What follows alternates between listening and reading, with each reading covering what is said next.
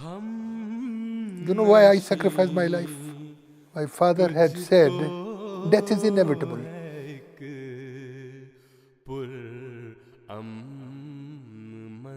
But if I die in Africa,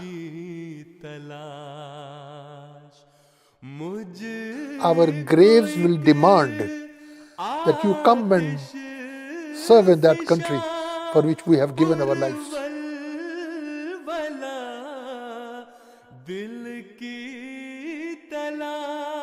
He says our graves will be permanent places which we have secured, and the graves will be a challenge to all of you. We'll call upon you to come and sacrifice your life.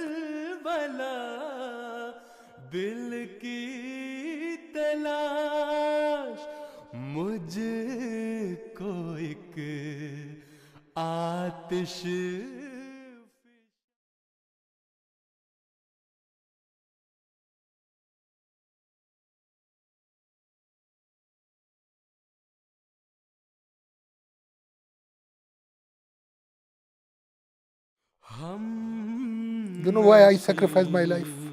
My father had said, death is inevitable.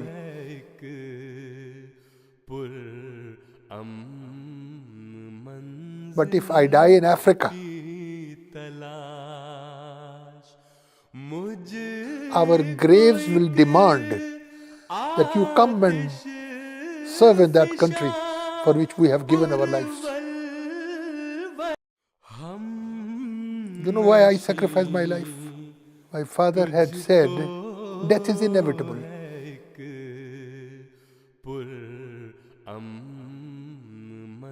But if I die in Africa, our graves will demand that you come and serve in that country for which we have given our lives.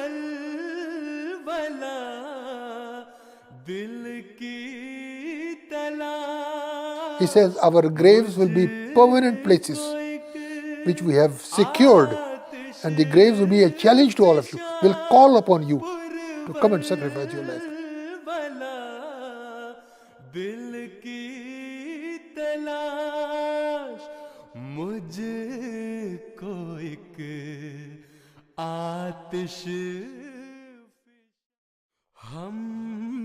You know why I sacrificed my life?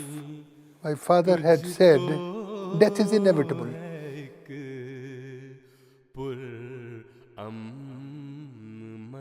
But if I die in Africa,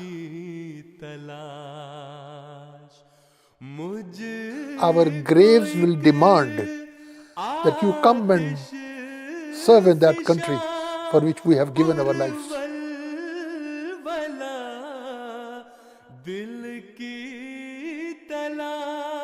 He says our graves will be permanent places which we have secured, and the graves will be a challenge to all of you. We'll call upon you to come and sacrifice your life.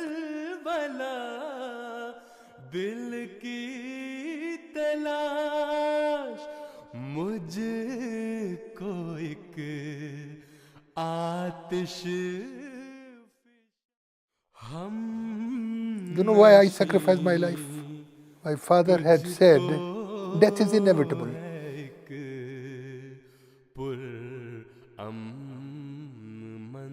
But if I die in Africa,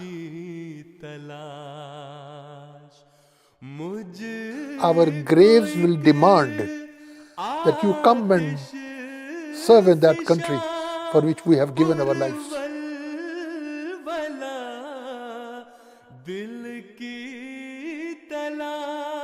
He says our graves will be permanent places which we have secured, and the graves will be a challenge to all of you. We'll call upon you to come and sacrifice your life.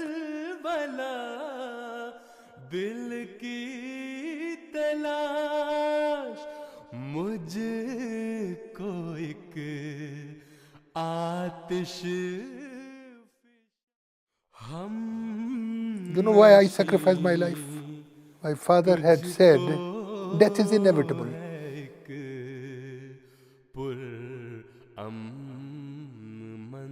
But if I die in Africa, our graves will demand that you come and serve in that country for which we have given our lives.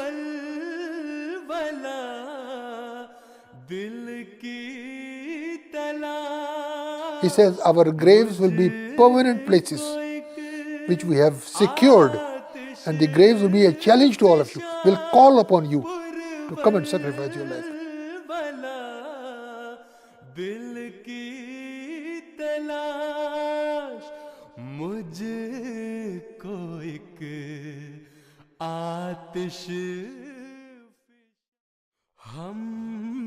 You know why I sacrificed my life? My father had said, death is inevitable.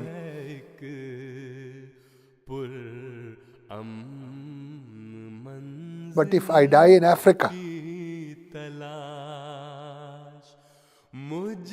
our graves will demand that you come and serve in that country for which we have given our lives.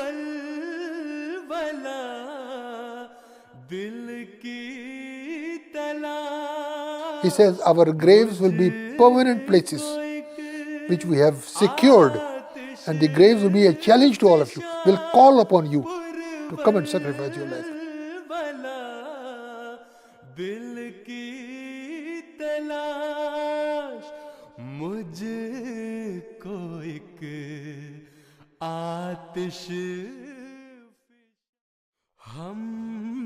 You know why I sacrificed my life? My father had said, death is inevitable.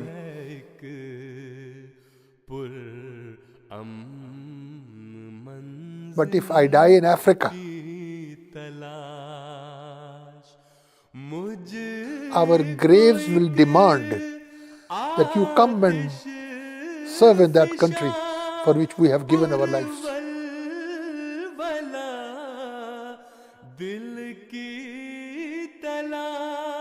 He says our graves will be permanent places which we have secured, and the graves will be a challenge to all of you. We'll call upon you to come and sacrifice your life.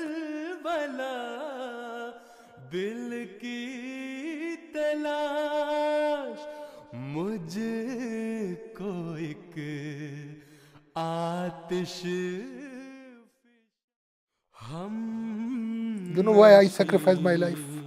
My father had said, death is inevitable.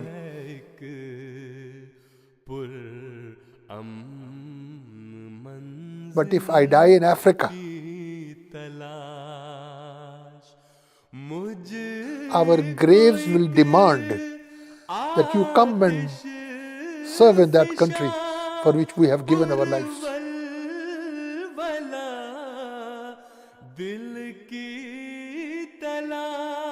He says our graves will be permanent places which we have secured, and the graves will be a challenge to all of you. We'll call upon you to come and sacrifice your life.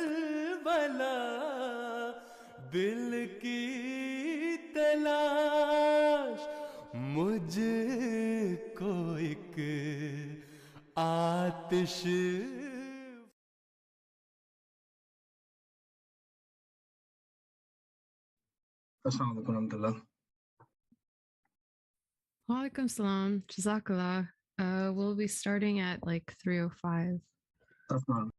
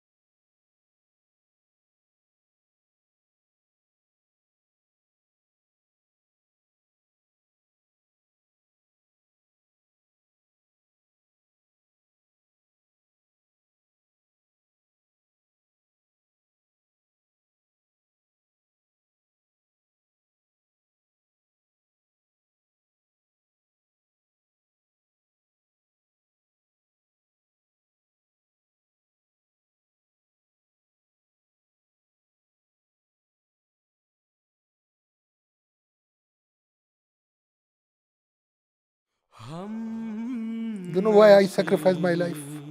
My father had said, death is inevitable.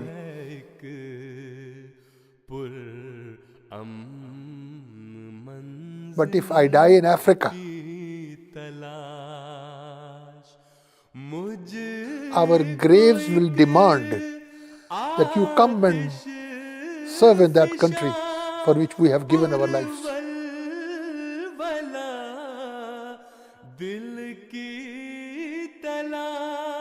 He says our graves will be permanent places which we have secured, and the graves will be a challenge to all of you. We'll call upon you to come and sacrifice your life.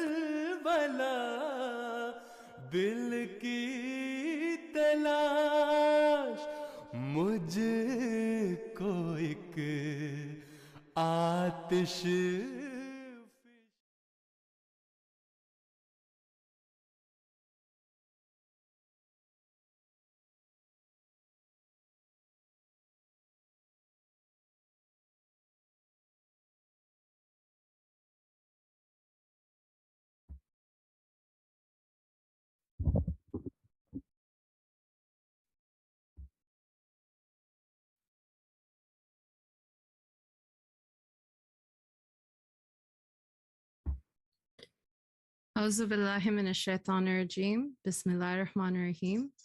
Assalamu alaikum wa rahmatullahi wa barakatuhu. Peace and blessings of Allah be upon you. Thank you for attending and welcome to Minaret Muslim Film Festival's second online screening event. Allow me to introduce myself. My name is Hibbat Mirza and I will be your moderator for the event this weekend. I'm a first-year master's student in the Cinema and Media Studies program at York University, and I currently volunteer with a subtitling and translation team at the MTA International Studios in Canada. Minaret is an Ahmadiyya Muslim film festival, and it's named after the White Minaret in Qadian, India, where Ahmadiyya Islam was founded. The aim of the Minaret Muslim Film Festival is to foster the similarities we share across religions and races, rather than to focus on our differences and present to you, our viewers, the true and peaceful teachings of Islam. This year, Minaret will be showcasing the select works of MTA International, a 24-hour volunteer-run channel run by the Ahmadiyya Muslim community in Islam, as well as introducing some of our community's up-and-coming talent. The documentaries you'll be seeing over the weekend are curated to two themes: life of devotion and faces and places. These documentaries were selected after careful consideration, along with our newest category of talent to watch. This weekend, we will be screening several inspirational documentaries. We've interspersed the program with shorts and features, so I hope you've all settled in and have a box of tissues on hand. There will also be an interactive discussion with the filmmakers and cast during the discussion portion of both days. You, our wonderful viewers, will be able to submit your questions in the chat. And in order to separate them from other comments, please make sure to write question in all caps ahead of your query. If you have any comments or additional inquiries, please feel free to email us at minaretfilm@gmail.com. Please do remember your questions and comments in the chat must be respectful. Before we start with the first of our films today, I would like to invite respected missionary Muhammad Daniel Sahib, representing the MTA International Canada Studios, to introduce MTA International and give the welcome address for the second annual Minaret Muslim Film Festival screening. Assalamu alaikum wa rahmatullahi wa barakatuh. May the peace and blessings of Allah be upon you all. Dear students, staff, and participants, and my colleagues, it is a great honor for me to have been given the opportunity to welcome you all to the second Minaret Muslim Film Festival. On behalf of the MTA International Canada Studios in charge, Ataullah Abbasi Sahib, I am privileged to be representing MTA International Canada Studios, an organization whose works will be featured in this film festival at York University. Muslim Television Ahmadiyya International, for those who may be unfamiliar, is the brainchild of the fourth Khalifa or Caliph of the Ahmadiyya Muslim community, Hazrat Mirza Tahir Ahmed, may Allah have mercy on him. It is the fulfillment of a grand prophecy given to the founder of the Ahmadiyya Muslim community, Hazrat Mirza Ghulam Ahmad of Qadian, may the peace and blessings of Allah be upon him, who founded the community in 1889. The channel was launched in January 1992, where it started broadcasting around the world from its headquarters in London, United Kingdom. It is a channel which spreads unity, love, peace, harmony, and the true message of Islam, which you will see in the documentaries being featured here today and tomorrow. From its humble beginnings in 1992, the channel started its operations from just an office of 10 by 10, which was used as a makeshift studio and offices when needed. However, there was a vision and determination to be different from the mainstream media outlets. To be considered a responsible broadcaster, one which isn't derived from any commercial gains, but rather educating its audiences about the peaceful teachings of Islam, contrary to what is shown in the mainstream media today. Its aims and objectives were to showcase social equalities, humanitarian efforts, bridging the gap between how the West portrays Islam and the 1.6 billion Muslims around the world. Currently, under the supervision and guidance of the fifth Caliph of Ahmadiyya Muslim community, Hazrat Mirza Masroor Ahmed, MTA International has expanded its network worldwide, with its headquarters in London and 15 other similar state-of-the-art studios dotted around the globe. MTA International became the first satellite broadcaster from UK to offer digital transmission to its viewers through the uplink facilities in Maryland, USA. Today, MTA offers 8 individual channels to cater for various audiences in over 200 countries via 12 satellites. It is now also offered on terrestrial TV in many countries in Africa, including Ghana, the Gambia, Nigeria, to name a few. Those of you who aren't familiar with MTA would also be surprised to learn that it is a unique independent channel operating without any commercials or adverts. It is 100% funded by the community members who generously offer financial sacrifices for the good causes that it has come to be known for. Another core operation of MTA revolves around the heavy input of volunteers and life devotees of both genders in all 15 studios around the world, which brings us to one of the main themes of this year, which is life of devotion. The idea of devotion is nothing new or isolated to the department of MTA International, or for that matter, to the Ahmadiyya Muslim Jamaat.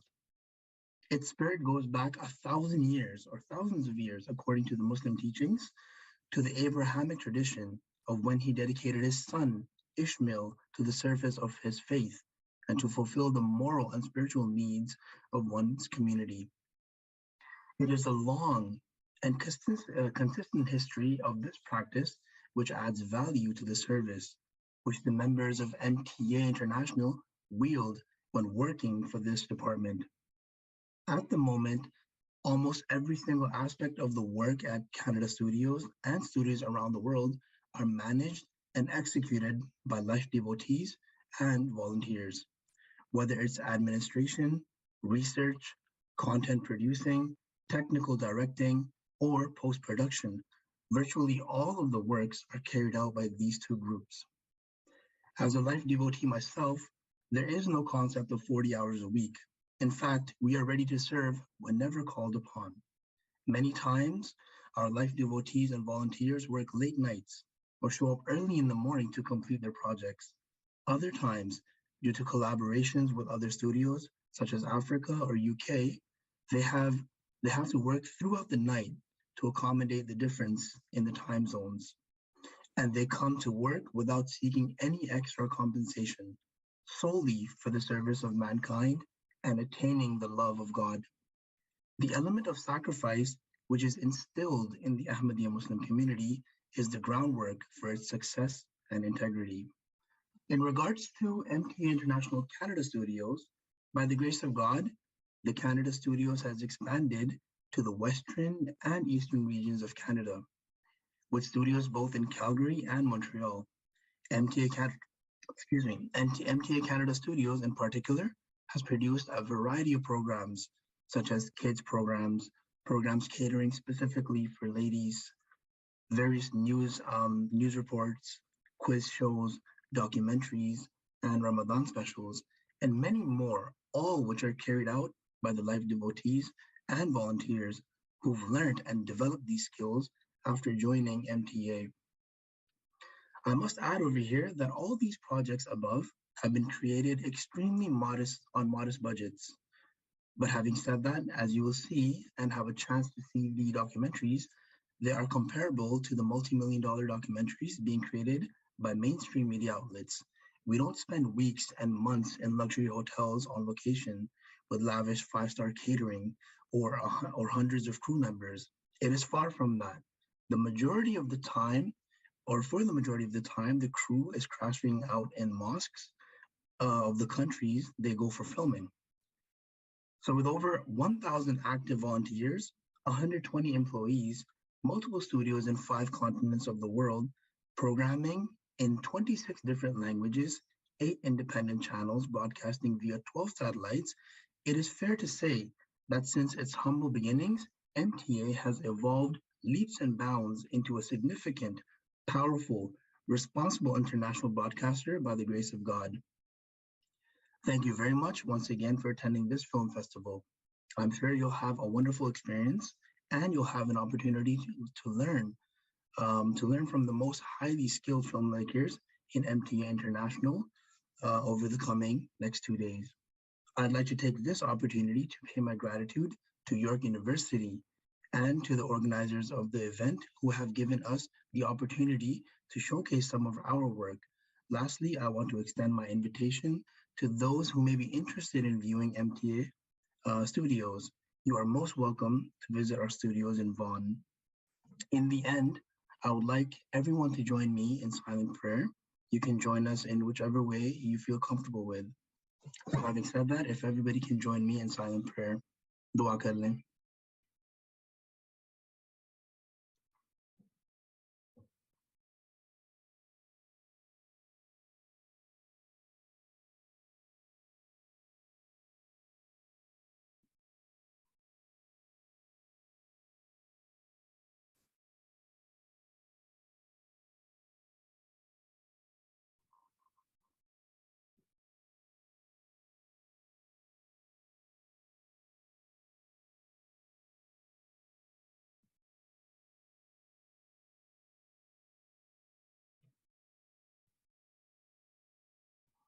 Ameen. Thank you very much. Jazakallah. Jazakallah, Murabi Saib. Thank you for that brief introduction to MTA and welcoming our viewers. The theme that we will be taking a look at this afternoon is life of devotion. While a somber topic, when it comes to deciding upon the themes for this year's program, this was one that kept coming to mind. Over the course of this past year, there have been many examples of such inspiring individuals. Now, there are many ways in which we serve our community, whether it is as volunteers, missionaries, teachers, doctors, and journalists. However, these individuals showed by virtue of their example, their tireless dedication not only to serve their religion, but the community at large. The first documentary we will be watching this afternoon is called The 9 Summits, A Mountaineer's Oath, and it was part of the selection of the 2nd annual God Summit this year. This short film explores the life and aspirations of Abdul Wahid Waraich Sahib, who took it upon himself to bring the flag of Islam Ahmadiyyat to the summits of the earth.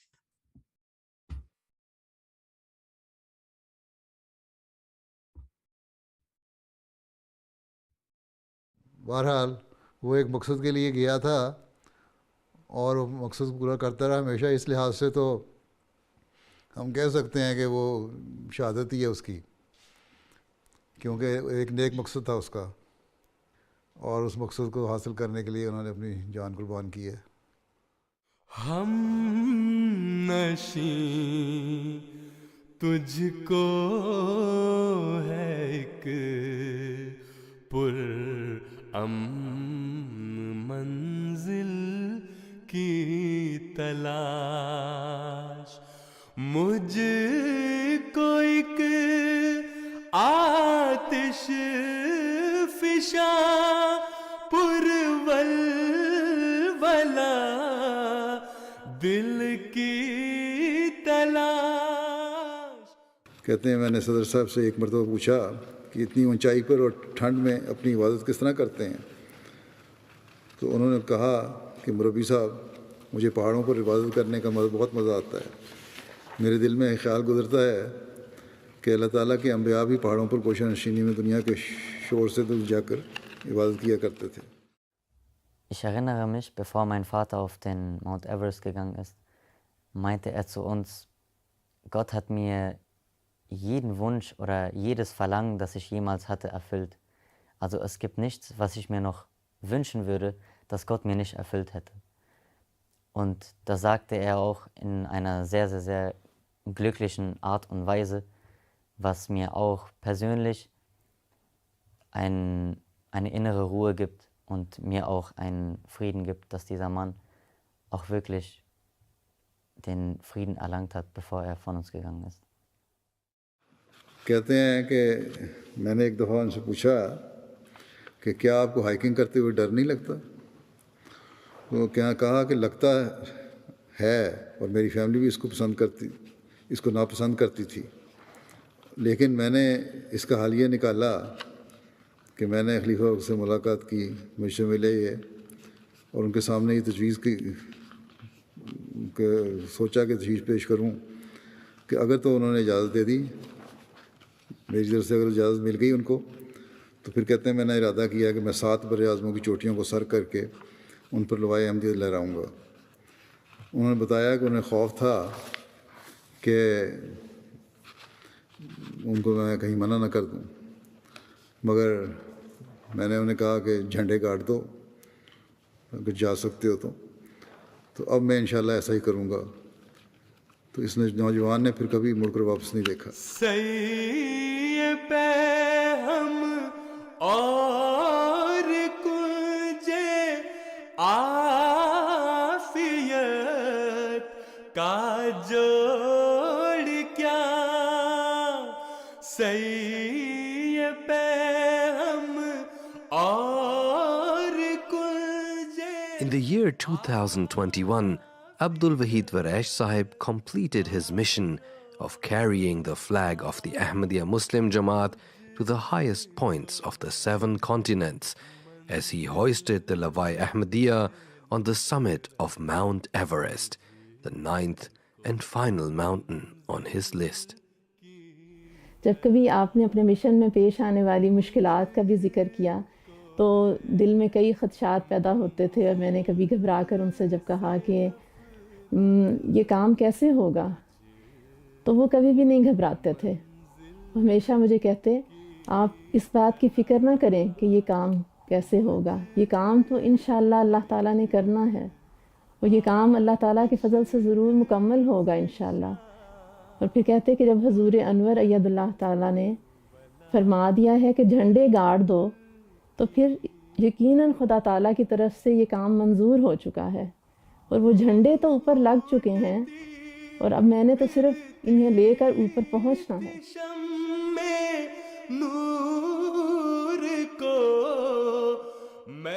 मेरे भाई सदर मजलिस खुदाम India Switzerland की सदर के तौर पे उन्हें 6 साल खिदमत की तौफीक मिली। इस दौरान हम खुदामों के साथ मुख्तलिफ़ पहाड़ों पे जाते थे स्विस एल्प्स में, और स्विट्ज़रलैंड में पहाड़ों के ऊपर चोटियों पे जो क्रॉसेस हैं वो हर पहाड़ की चोटी पे लगे होते हैं। तो मेरे भाई का हमेशा दिल होता था कि यहाँ पे जब हम हाइक करें तो ज़रूर चोटी पे जाके अज़ान दी जाए, और अगर नमाज का टाइम है तो वहाँ पे नमाज भी अदा की जाए। कि अब्दुल वहीद वड़ाइश साहब शुरू से लेकर अपनी वफ़ात तक हमेशा जमात के एक फ़ाल मेंबर रहे। बतौर मेंबर जमात और ओहदेदार मरहूम एक मिसाली अहमदी थे। वो एक वफ़ादार अहमदी थे। अब्दुल वहीद वड़ाइश साहब जमाती खिदमत हमेशा नहायत आजिज़ी के साथ बजा लाते थे। उनके औसाफ में तकब्बुर की कोई जगह नहीं थी। वो इंसानी खिदमत का ना सिर्फ दर्स देते थे बल्कि ख़ुद अपने नमूने के साथ करके दिखाते थे। IAAI के मुख्तलिफ़ प्रोजेक्ट के लिए अफ्रीका भी गए और वहाँ इंसानी खिदमत की, जिसे देखकर कई नौजवान भी उनकी मिसाल पर चलते हुए अफ्रीका गए। सदर मजलिस खुदावंद अहमदिया जब मुकर्रर हुए तो नए नए मौके तलाश करते थे जिनसे नौजवानों की तालीम और तरबियत का इंतज़ाम हो सके। खुदावंद अहमदिया के तहत उन्होंने अहमदिया हाइकिंग क्लब भी कायम किया और 20 नौजवानों को हाइकिंग से मुतारफ़ करवाया। गैर मामूली अज़्म रखने वाले इंसान थे।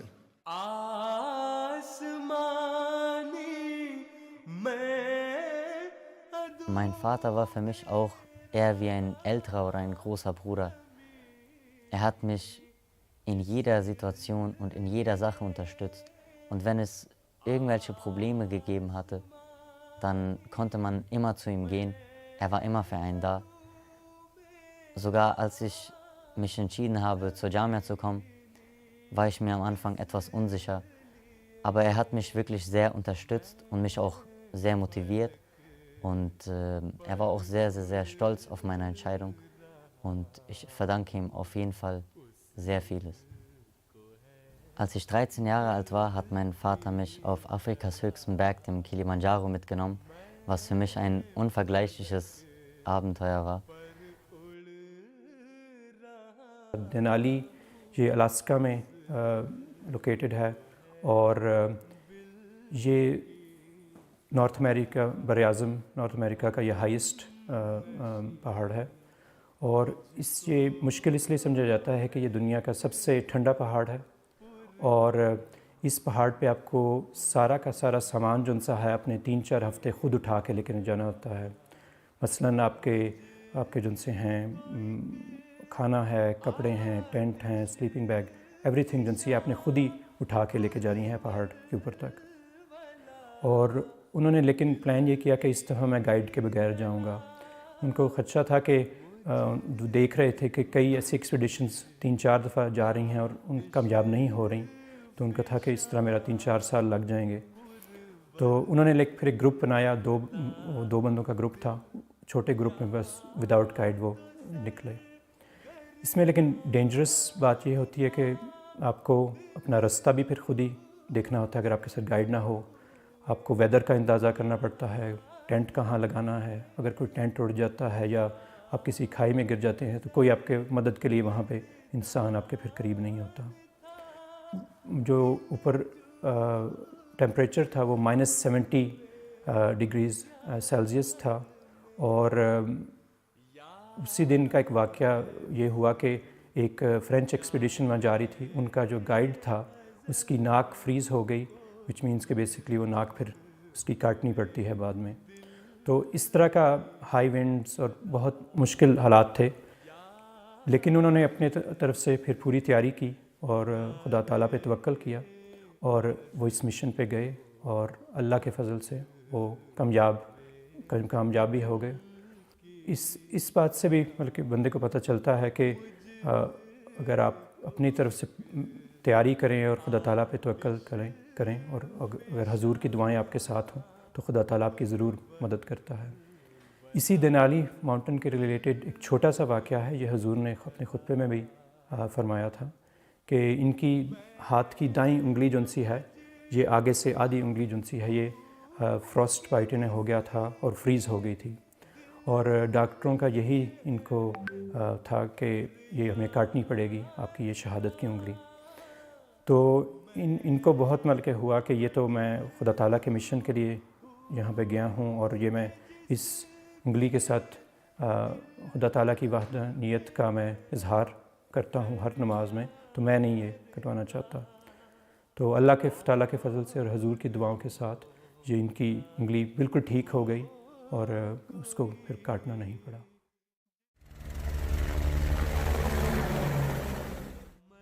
And so, as Varesh Sahib set out on the final part of his mission, he took along the Ahmadis all over the world as he reported on his journey for MTA International. Ja, diese Challenge nennt sich die Seven Summits und ich habe mir diese vorgenommen mit dem Ziel, die Fahne der Jamaat Ahmadiyya, also die Lawai Ahmadiyyat, auf den höchsten Punkt jedes Kontinents der Welt zu tragen. Und dafür habe ich Hazur Ektas um Rat gebeten und Hazur Ektas hat das dem gut geheißen und seitdem habe ich mit dem Projekt begonnen und seit 2014 arbeite ich jetzt nun daran. Abdul Wahid Varesh Sahib successfully reached the top of Mount Everest on the 11th of May 2021 and completed his mission to raise the flag of the Jamaat, the Lawai Ahmadiyya, on the top of all 7 continents of the world. On his way back, he passed away. Inna lillahi wa inna ilayhi raji'un. Eine Nacht bevor mein Vater gefunden und geborgen wurde, habe ich geträumt, dass ich mit meinen beiden Brüdern in einem Zimmer bin, in dem ein Bett liegt. Und dort ist auch mein Vater auf diesem Bett. Und wir versammeln uns um ihn herum. Und er wacht auf einmal auf und guckt uns an. Und er guckt uns sehr liebevoll an. Und er sagt dann zu mir, diese Welt ist zwar schön, aber ich würde lieber zurück, wo ich vorher war. Und dann schläft er wieder ein. Und danach bin ich dann selber aufgewacht. Und das ist unglaublich, wie real sich dieser Traum angefühlt hat. आपकी diary जो mount Everest पर भी सफ़र के दौरान आपके पास थी, उसमें एक आखिरी नोट जो आपने तहरीर किया हुआ था, उसमें भी आपकी खुदा ताला से बहुत मोहब्बत और खुदा ताला पर ख़ास तवक्कुल और यकीन नज़र आता है। और वो नोट आपने इस तरह से लिखा था, With a little effort, with the help of the Almighty, with the power of prayers, any task, big or small, can be achieved. Alhamdulillah, नारा तकबीर, अल्लाहु अकबर। लेकिन मेरे ख़्याल में यकीनन एक नेक मकसद और जज्बे के साथ उन्होंने इस्लाम और अहमदियत और खुदा ताला की तौहीद का पैगाम पहुंचाने की कोशिश की है और इसमें कामयाब भी हुए और इस मकसद के सफ़र में अल्लाह ताला के हुजूर भी हासिल हुए। तो उन्होंने यकीनन शहादत का दर्जा पाया होगा। अल्लाह ताला से दुआ भी है कि अल्लाह ताला उन्हें शहादत का दर्जा अता फरमाए, शुहदा में शुमार फरमाए। जो उनकी खूबियाँ लोगों ने बयान की हैं और मैंने भी देखी हैं, उनमें वो इससे बहुत बढ़कर इन खूबियों में थे। खिलाफत के हर हुक्म पर लब्बैक कहने वाले, सिर्फ बातें करने वाले नहीं बल्कि वफा और इखलास से में बड़े हुए थे और बढ़ते चले जाने की कोशिश करते थे। ऐसे लोगों में से थे जिनके जाने से खिलाफ पैदा हो जाता है। बहरहाल जैसा कि मैंने कहा, अल्लाह ताला के दीन और उसकी वहदानियत का झंडा हर ऊंची जगह पर गाड़ना उनका मकसद था, जिसमें वो कामयाब हुए। अल्लाह ताला उनसे मग़फ़िरत और रहम का सलूक फरमाए, उनके दर्जात बुलंद फरमाए। ला इलाहा इल्लल्लाह मुहम्मदुर रसूलुल्लाह।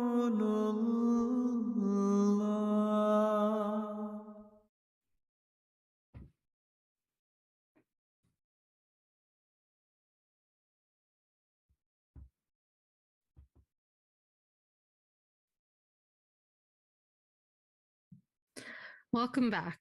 I hope you enjoyed the 9 summits of Mountaineer's Oath.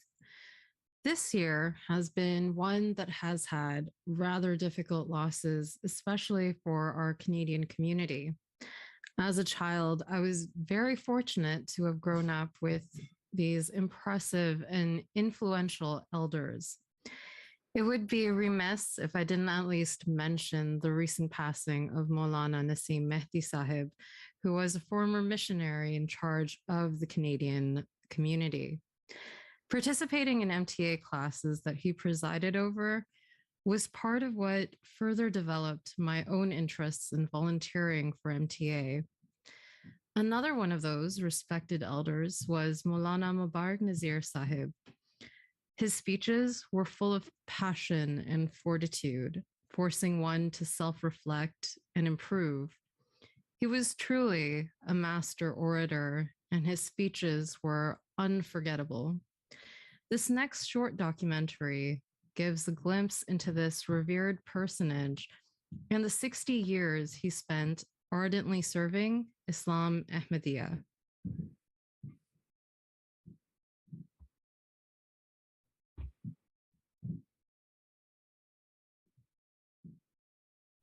You know why I sacrificed my life? My father had said, death is inevitable. But if I die in Africa, our graves will demand that you come and serve in that country for which we have given our lives. He says, our graves will be permanent places which we have secured, and the graves will be a challenge to all of you. We'll call upon you to come and sacrifice your life. When I heard this, I knew it very much, but sometimes, it certainly surged into me that let me also go there. I'm his son. So on a small piece of paper, I wrote my resignation. I went to the grave of my father when it was just raining heavily. I arrived in that town and I went right to his grave and I said, I have come. I have sacrificed my life. I want to do work. न हारेंगे हिम्मत न टूटेगा दम खिलाफत के अदना सिपाही हैं हम. The late Maulana Mubarak Ahmed Nazir Sahib was born on May 1st, 1934. Being a son of Maulana Nazir Ahmed Ali Sahib, a pioneer missionary of West Africa, his experience of the missionary life and sacrifices that it entails began from an early age. He would often mention the compelling narrative of his journey to Africa with his father. I remember when I was about 10 years old, we crossed the Sahara Desert on trucks to Nigeria. And from Nigeria, we had to board a ship to take us to Sierra Leone. I remember that before we went into the ship, the doctor would examine everybody. So examined my father, he said, okay. He examined my mother, she said, okay. But when he examined me, the doctor said, it is difficult for this boy to survive. I was so sick. The doctor said, this boy cannot survive. We don't have a cold storage. And it takes 7 days to reach Freetown. We can only go if you permit us that if he dies on the way, we will throw him into the sea. My father had a thunderous voice. My mother started crying. And my father said, where do I have to sign? And he said something like this. He said, if he dies, throw him into the sea. And then he held my hand and he told my mother, Amina, isko kuch nahi hoga. I have survived not only 7 days, not only 7 months, I have survived over 70 years after that. कहते हैं अभी अल्लाह रखे कौन रखे. Still I'm standing by the grace of Allah Ta'ala. A yearning to find God at an early age set into motion events in his life that would reflect the wisdom he would later impart as an esteemed elder of the Jamaat. In my college days, I was in Rabua, and I was at the prime of my youth. I was a sportsman, and I was a very active young man. I became a Musi. And the form of Wasiyat, which I had signed, I put it in a prominent place in my house in Rabua. Whenever I thought that I was being bombarded by shaitan, I would quickly go to that room and read all the things that I have already said, and I'm a Musi, and the conditions of wasiyat. So this is how it would diffuse, any ill feelings, anything that wrong that came into my mind. So this is how I used to take my defensive measures. Youngsters are really bombarded, but if they put their gloves down, if they hang their gloves, they'll be knocked out. Maulana Sahib's interactions with illustrious companions of the promised Messiah ﷺ would leave a lasting impact on his being, molding his belief in a living God and the power of prayer. मैं खुद एक दफ़ा मौलवी साहब के पास घर में गया, दरवाज़ा खटखटाया, एक बहुत ज़रूरी काम था, एक दुआ करनी थी, इस्तिखारा करना था, दरवाज़ा खटखटाया, जाके दारुल रहमत में जाके उनके पास बैठा, मैंने कहा मौलवी साहब एक काम है बड़ा ज़रूरी, मैं क्या करूँ, दुआ के लिए ऐसे हाथ उठाया, अभी मैंने सूरह फातिहा पूरी तरह मुकम्मल नहीं की, कहते आमीन, कहते काका जाके फ़ौरन वो काम कर ले, बरकतें बड़ी, कहते मैं दुआ कर रहा था, कशफी तौर पर मैंने देखा कि हज़रत मसीह मौद अलैहिस्सलाम आकर बैठ गए हैं, फिर देखा हज़रत मुस्लिम मौद आकर बैठ गए हैं, खलीफतुल मसीह अव्वल आकर बैठ गए हैं, पगड़ियाँ पहनी हुई हैं, दुआ के साथ ये लोग हैं. In my life I have met many saints. I have met Maulvi Ghulam Rasul Sahib Ranjiki. I used to visit him countless number of times. Countless, many times. It's not stories of yesterday that God spoke to Maulvi Ranjiki Sahib or Maulvi Bakapuri Sahib or Hafiz Mukhtar Ahmad Sahib, Shah Jahanpuri or other saints or Hazrat Masih Maud Alaihissalam. God speaks today.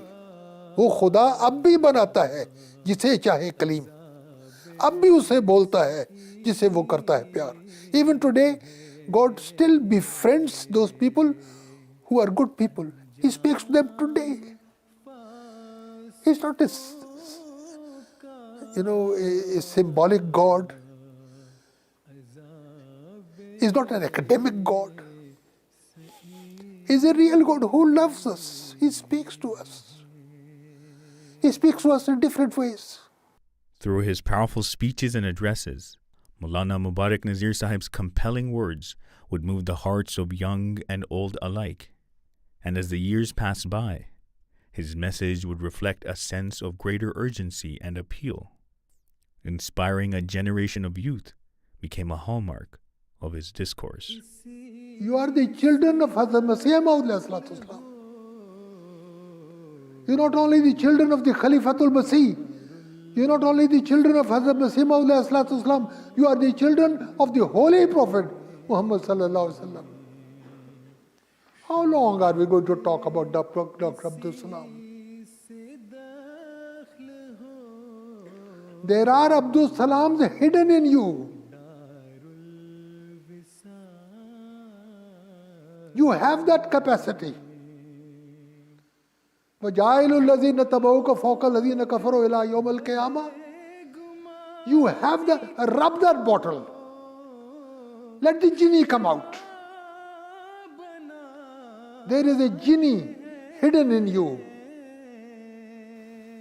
You are our tomorrow. There's no fear of death. Because this is a temporary world. Hazrat Masih Maud ने कहा कि ये मुसाफिर खाना है. A temporary world, we have to go to, we're traveling, just taking a little rest over here. And if not today, tomorrow we go. And our will, हमारी जो वसीयत है to our youngsters again is that hold on to the rope of Khilafat. Hold on to the rope of Khilafat tight and have no fear, come what might. This is the secret of the success of the Jamaat Ahmadiyya, that we are committed to the Khilafat of Ahmadiyya. I have enjoyed the blessing of, mashallah, Khalifatul Masih Sani, Khalifatul Masih Salas, Khalifatul Masih Rabi, And also I am basking in the glory of the present Khalifatul Masih. May Allah Ta'ala grant him long and healthy life. Each week we hear his sermon, and for the whole week it comes on, and we try to digest. We try to talk about it. I listen at least twice or thrice. My wife listens about 4 times. That is our food, and that is what we enjoy, and it is on that we thrive. Maulana Mubarak Nazir Sahib passed away on Tuesday, March 8th, 2022, at the age of 87 years old.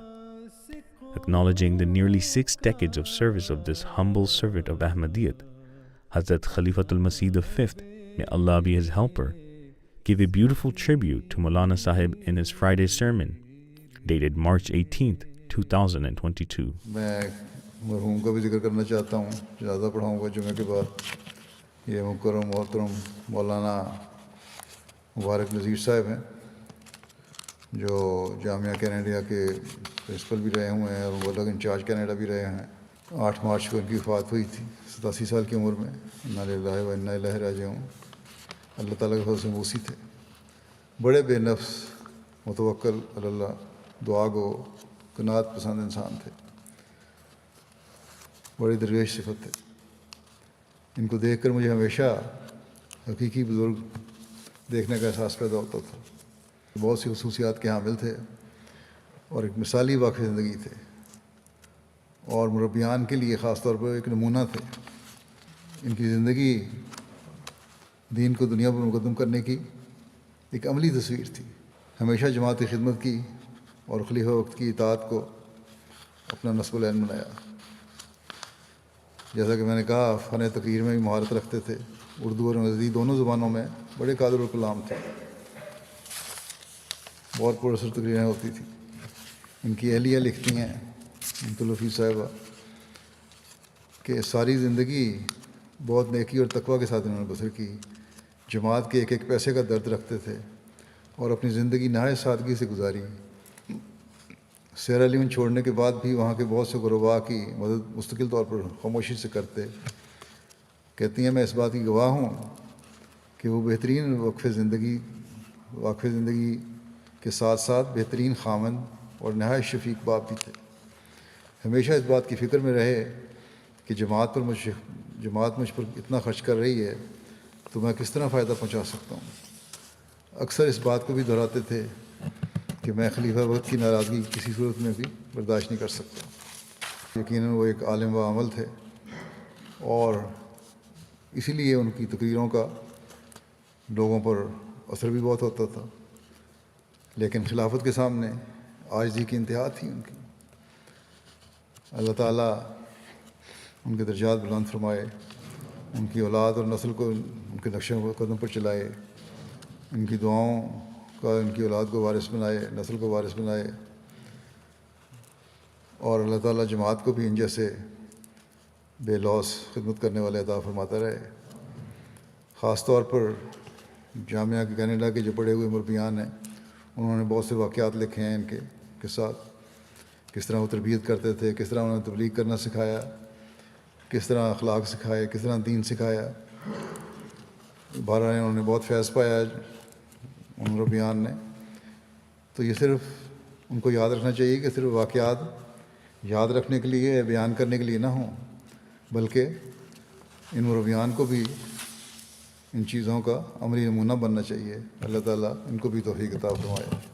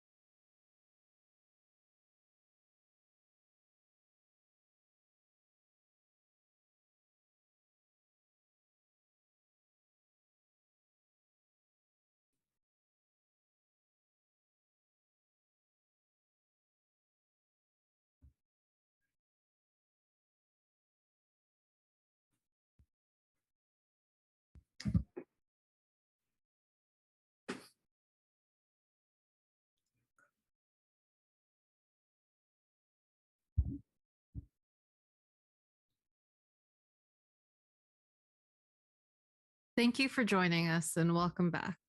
Before we get to the last documentary of our run today, just a reminder that you, our viewers, can leave your comments and questions in the chat.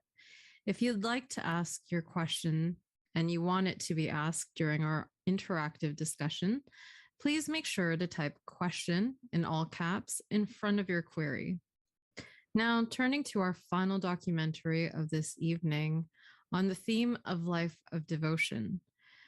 Respected Syed Taalay Ahmed Shaheed was a journalist, filmmaker, and life devotee who was martyred on 24th of August 2021 whilst working on a documentary in Ghana. This moving documentary takes a look into his inspiring life and commitment to serve Khilafat with pure love and devotion until his last breath. Without further ado, we now present to you A Diamond of Khilafat.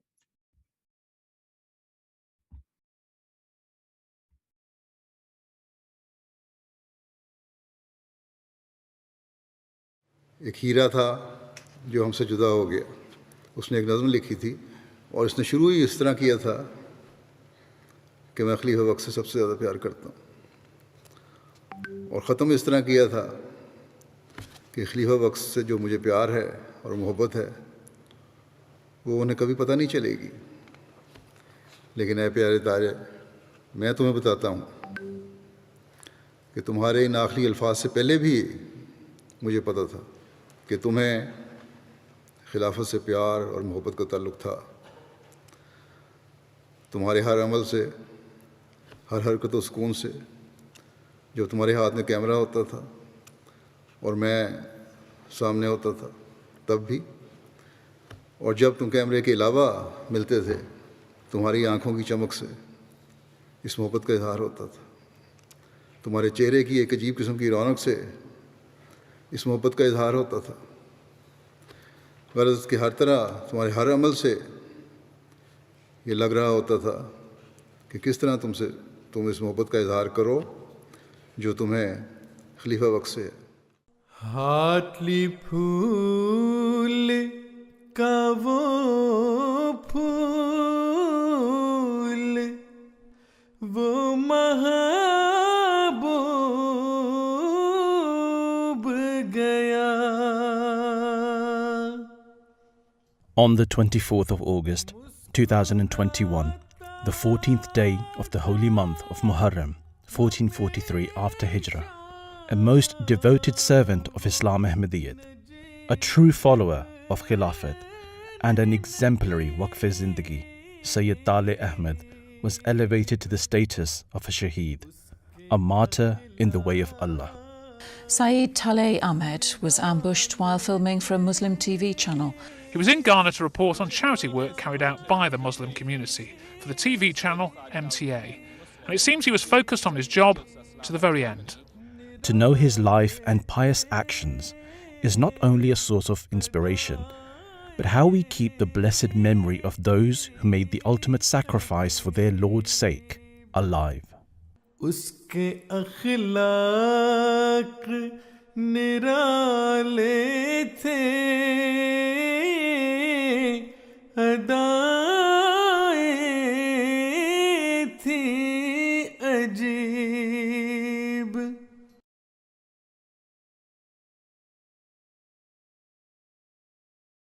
We were married in Hartlepool, and Hazrat Khalifa Masih Rabi Rahimahullah Ta'ala came to do the nikah, so our nikah was done on the night. And I said to him, Hazur, pray for our children from this marriage. Pray for our children to be born out of this wedlock. And that brought, a beaming smile to Hazur's face. He was so pleased with that. His eyes filled, his face was smiling, but all he could manage was a nod, saying to me like this, yes, I will.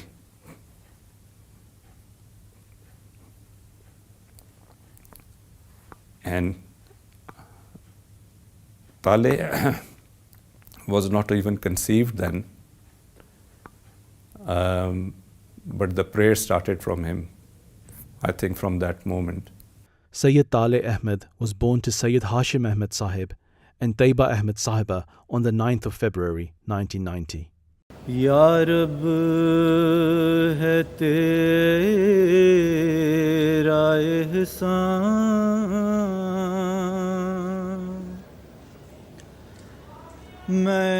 And we had requested Hazur, Khilafat Masih Rabe, if he could be in the Waqf scheme, and Hazur had graciously accepted him. Hazur gave him his name, Taalay, which means very fortunate, or one who rises like the sun. And he was always very, very fortunate. This most fortunate child was the progeny of blessed and holy ancestors. From his father's side, his grandmother was the daughter of Hazrat Mirza Bashir Ahmed Raziyallahu Anhu, one of the blessed sons of the promised Messiah alayhi salam. From his mother's side, he was the grandchild of Hamid Khan Sahib and Sajida Hamid Sahiba. However, his paternal great-grandfather, Hazrat Mir Muhammad Ismail Raziyallahu Anhu, had a most blessed lineage. We have an authentic family tree from our grandfather's side, right to Hazrat Ali Raziyallahu Ta'ala Anhu, and Hazrat Imam Hassan Raziyallahu Ta'ala Anhu, and then Hazrat Ali Raziyallahu Ta'ala Anhu. So the combination of all these lineage, Allah Ta'ala produced Sayyid Taalay Ahmed. Out of all my children, he realized the importance of being born in a family who has lineage of prophethoods. That once you're born in this family, the life is not yours. It is to be lived for God. You have to live it the way He wants you to, and you have to die with the way He wants it to. And I'm so proud to say that every minute of his life was like that, realizing the responsibility that he is born in the family of promised Messiah alayhi salam.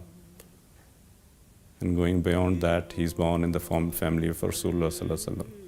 When my father passed away, my mother had passed away before. After a few months, Taalay's family moved into the house, and basically to look after me. I was still a child myself at the time. And so then at that time I saw Taalay, and so then that relationship, being an uncle at that time, actually became more like a younger brother, because we were living together. And you know how younger brothers, they have times when they are the best of friends. Sometimes you have arguments. Taalay was the most fun son.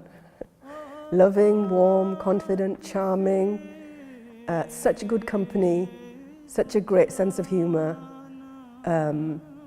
always kind, always cheerful, very forgiving.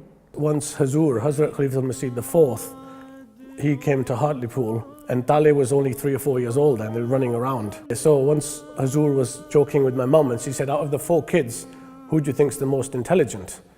And my mum said, Ahmed, that you know. And Hazur said, no, it's Gugu. Gugu is Taalay's mum.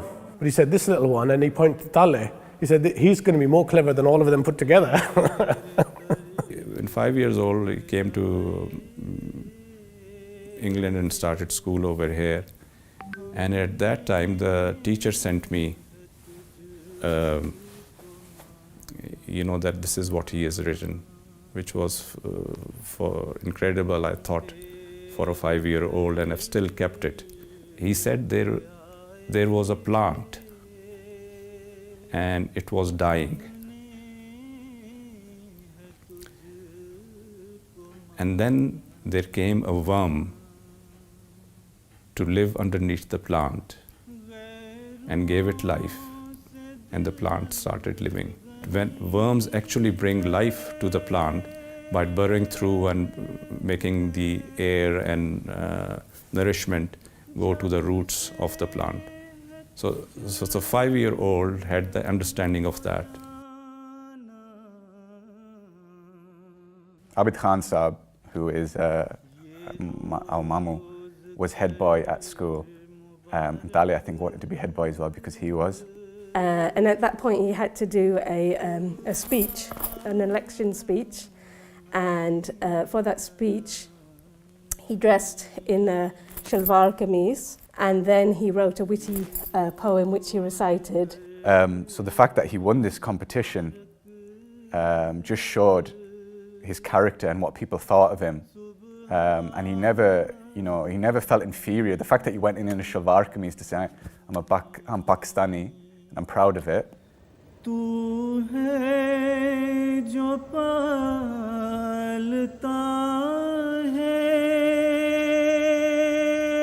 really enjoyed studying religion and his faith, so if there was ever anything that I was confused about or I was trying to know more about, I knew that the person I could ask was Taalay.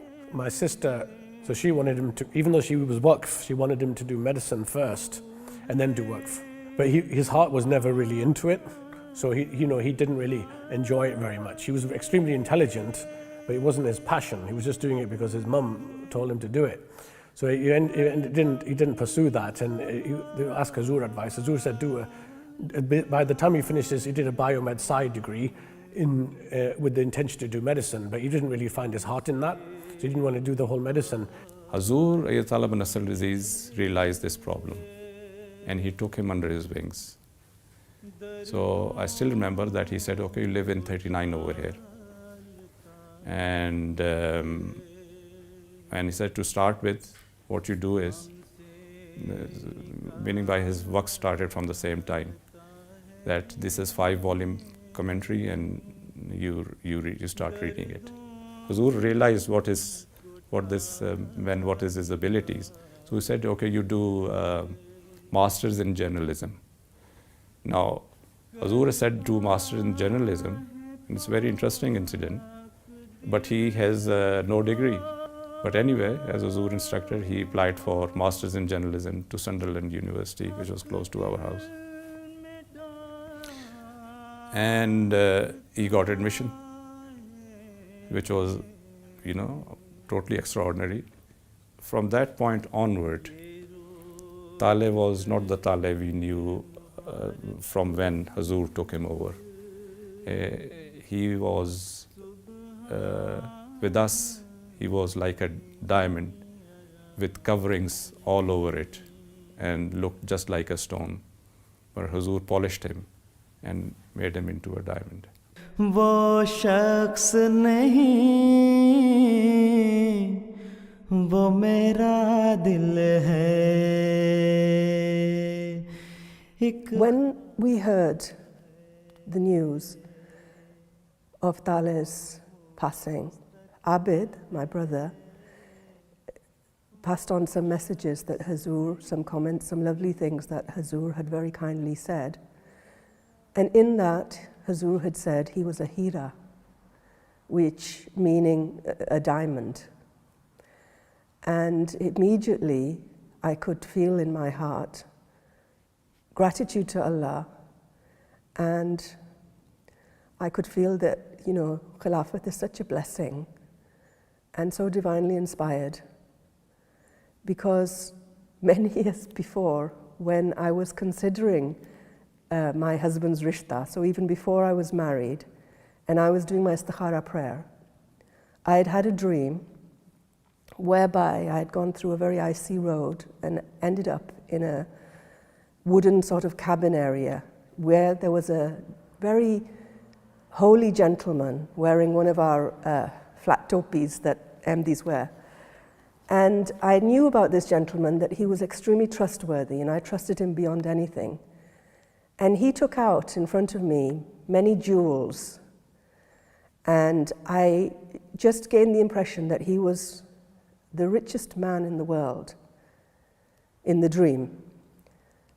And upon this, my husband, future husband at the time, came into the room and took out a rock-sized diamond and placed that in front of us, as if to say he was also one of the richest people in the world. Obviously, I took the riches to mean spiritual riches and blessings, alhamdulillah. And when Hazur mentioned upon Taalay's passing, that he was a diamond, I felt a connection that this was the fulfillment of that dream. अपनी उम्र के लिहाज से एक गैर मामूली बच्चा था, उसका अल्लाह ताला से ताल्लुक़ बड़ा मज़बूत ताल्लुक़, और वो मुझे वाक़यात बताता था, कह देता था किसी को बताएं ना आगे, जो अल्लाह ताला से ताल्लुक़ है ना उसका, किस तरह खुदा ताला मुझाना उसकी दुआएं सुनी और किस तरह मुझाना काम बनाए। दूसरे उसका खिलाफत से ताल्लुक़, मतलब हुज़ूर ने जो कह दिया बस वो आखिरी है बात, उसके बाद खुद अपना कुछ नहीं।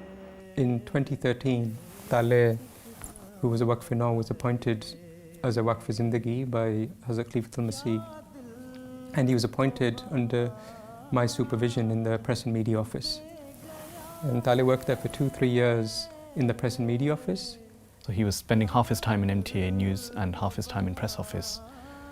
And on top of that, throughout the years, and he started becoming involved in Majlis Khudam al-Ahmadiyya as well. And he was also serving for a long period of time as the National Syed Jismani Secretary for Atfal al-Ahmadiyya. And then he also went on to serve as the editor of Tahir magazine. And then he did some other various roles in Majlis Khudam al-Ahmadiyya Ishat as well. So he was a very good all-rounder. Any spare time he had, really, he spent it figuring out a way where he could serve the Jamaat in new ways. Taalay was really obedient and had immense love for Khilafat, and that showed through his conduct, and whatever he said was in direct guidance of Hazrat Khilafat al-Masih, may Allah be his helper. I remember clearly that a few months ago when Hazrat Khilafat al-Masih was carrying out virtual mulaqats, and in a few of those mulaqats Hazrat mentioned that every murabbi should try to offer at least 1 hour of tahajjud.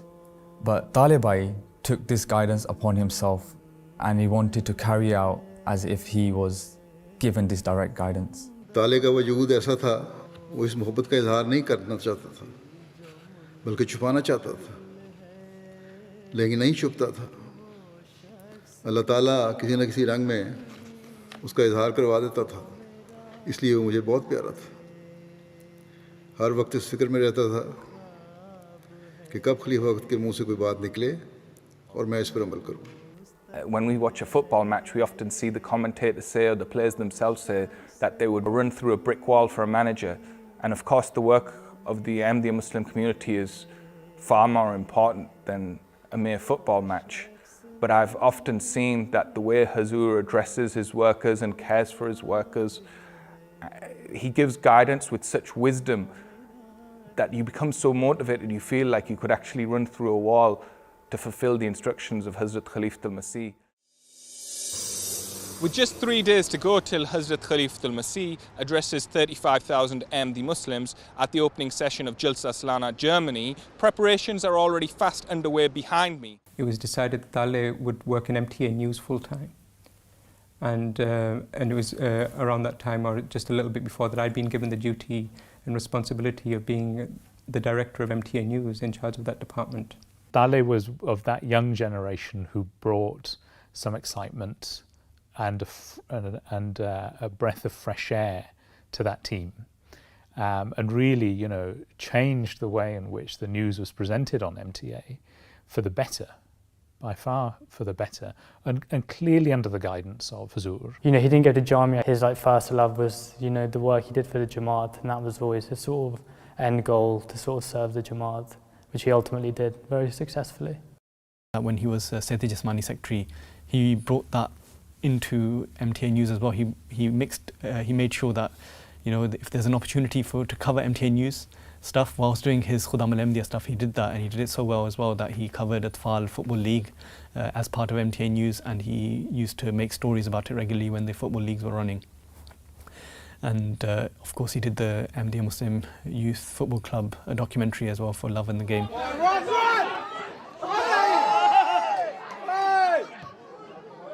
This project, undertaken without any technical or operational knowledge of cameras at that time by Syed Taalay Ahmed, would be the start of a series of ever-increasing documentary projects that would go about diversifying the content produced by the MTA News team. Syed Taalay Ahmed then turned his attention towards his hometown and the foundations of the Jamaat that were laid there by his maternal grandparents, the town of Hartlepool. I was reluctant. I said that this is our hometown where we grew up. If we do a documentary about this, I don't want anyone to think that we're using MTA's facilities or using our position within MTA to promote something related to that is directly intrinsically related to us. So I think that this is something that is better for us to leave. And Taalay said to me, he said that I'm not doing it because of you or because of me. I'm doing it because your parents, as in my parents, my grandparents, they did a lot of service. And there's a lot of Ahmadis in Hartlepool, English Ahmadis, and it should be recorded once in history. So when he said that, he got me. And so then I said, okay, your point is valid. And so I went to Hazur and I said that this is what Taalay wants to do. Hazur said, of course. Ye to unka haq hai. That this is their right, that MTA records their history.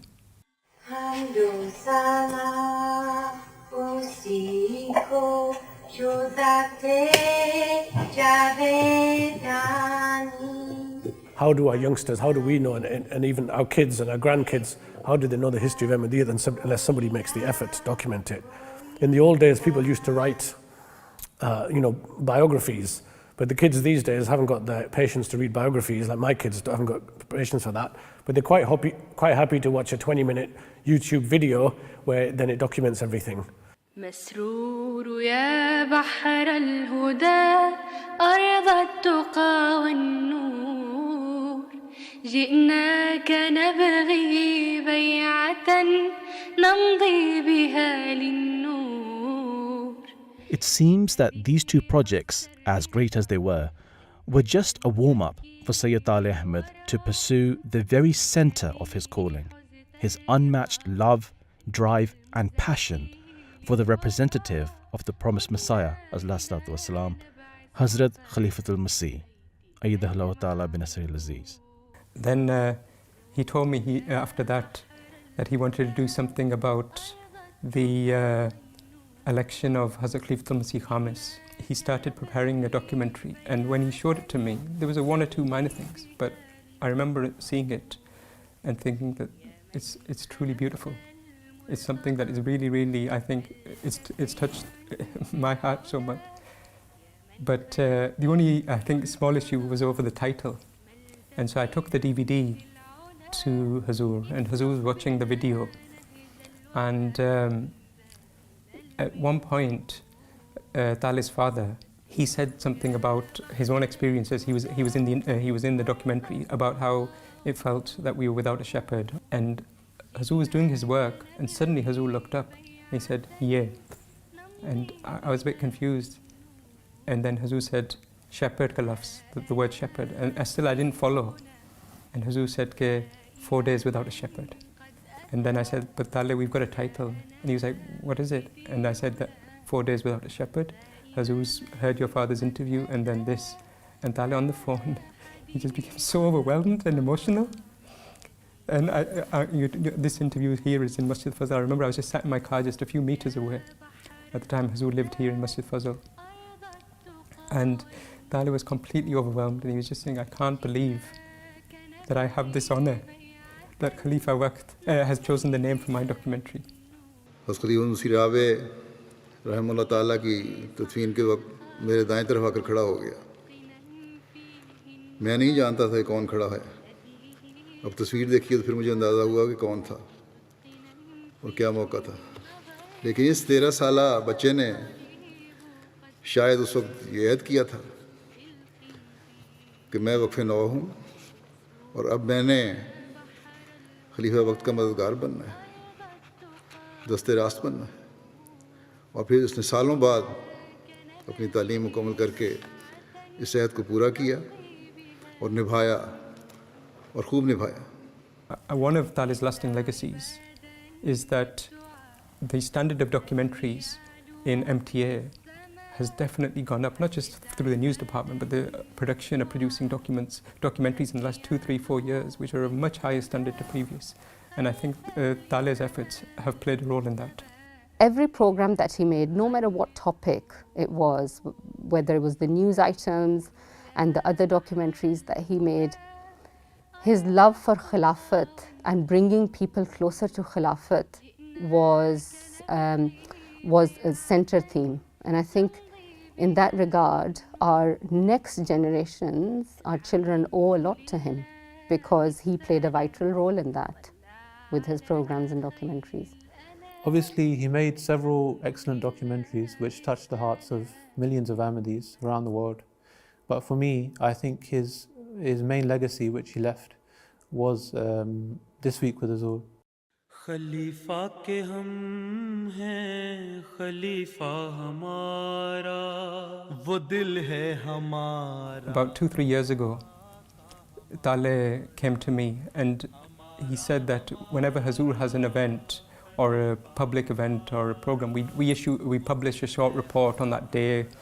But he said it doesn't get the exposure that it should. So we had a news slot every day, 15 minutes. So I said to him that, okay, this week just prepare something. Instead of putting any news, like world news or anything, we'll just put something regarding Hazur's activities that week. So I'll give you the full slot.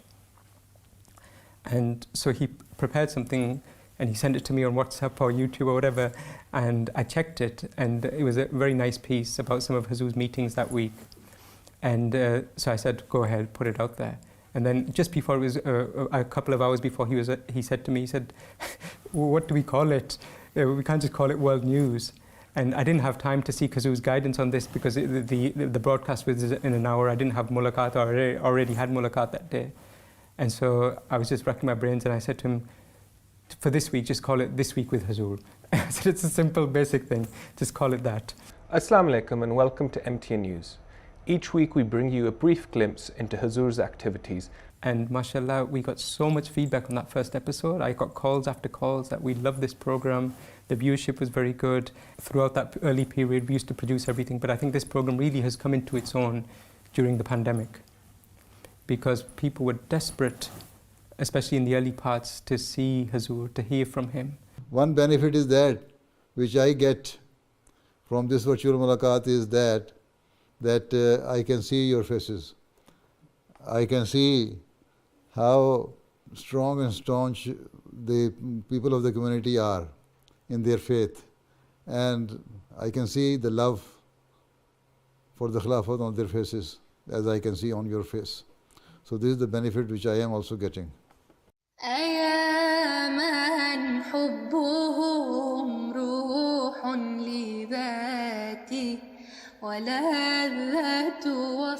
अगर 10 साल काम किया है तो 10 साल में से शायद उसने एक लम्हा भी ज़ाया नहीं किया अपने काम से.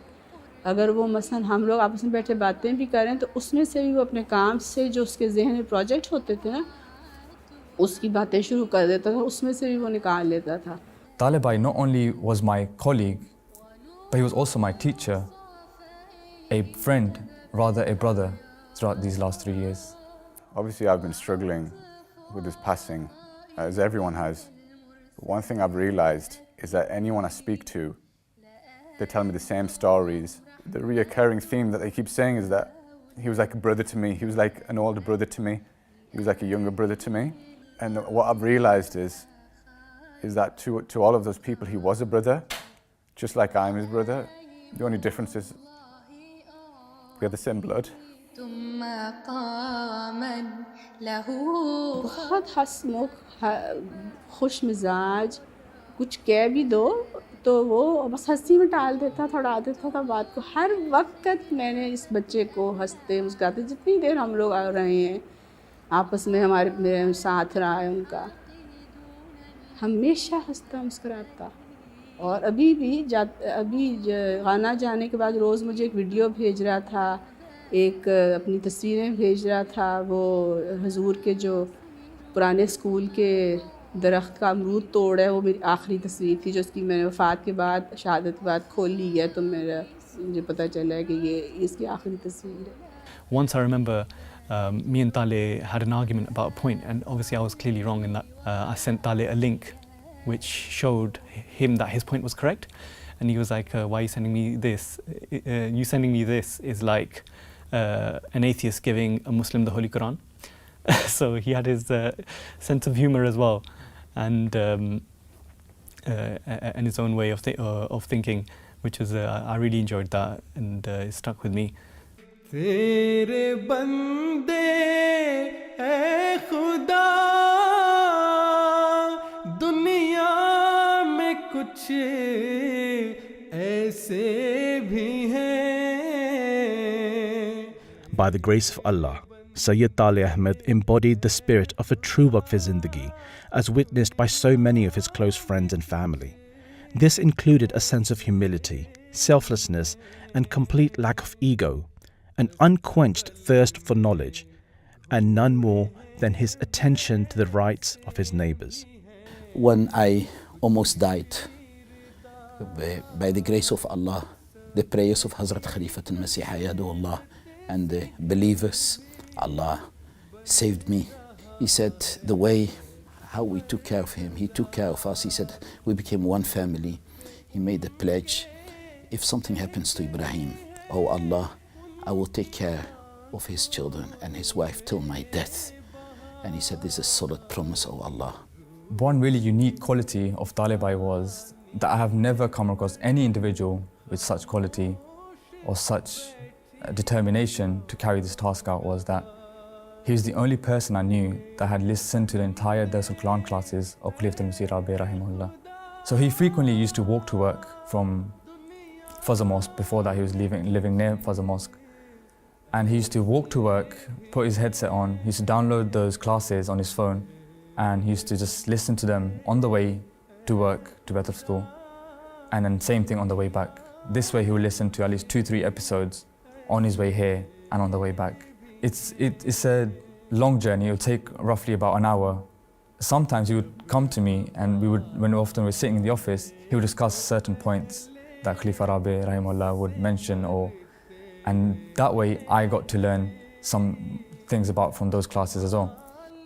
We were on holiday in Pakistan, and the whole trip, just doing work the whole time. He was taking interviews of people. We went on a tour of the city of Lahore, and he had his camera the whole time, and he was trying to get the most scenic shots. And he said to me that last time I came, it was his holiday from work, so he didn't take any work, which is what most people would do. But he said he realised that he enjoys his time the most when he's doing work. So he said, this time, I've made sure that I'm doing work the whole time. And he loved that trip, mashallah. And it was a big part of it was because he got to do work for MTA the whole time that he was there. That he had this hard drive, which he had bought with his own money.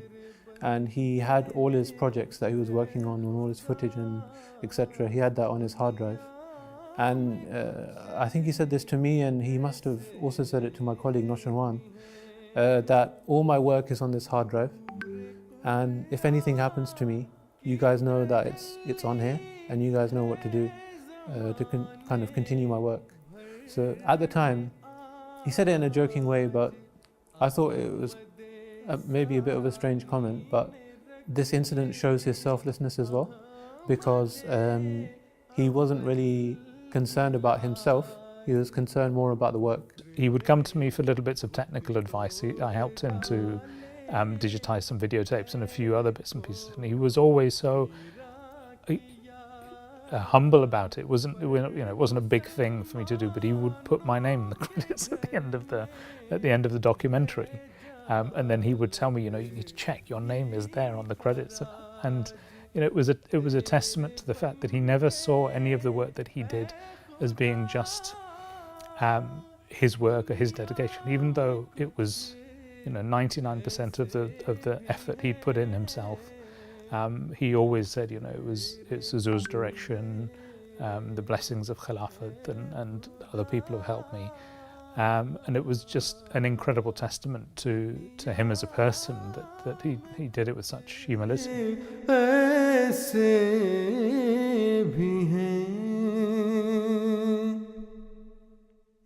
Ghulam Qadir Shaheed was my first cousin and my best friend. We grew up together from age 3 years and 4 years ago.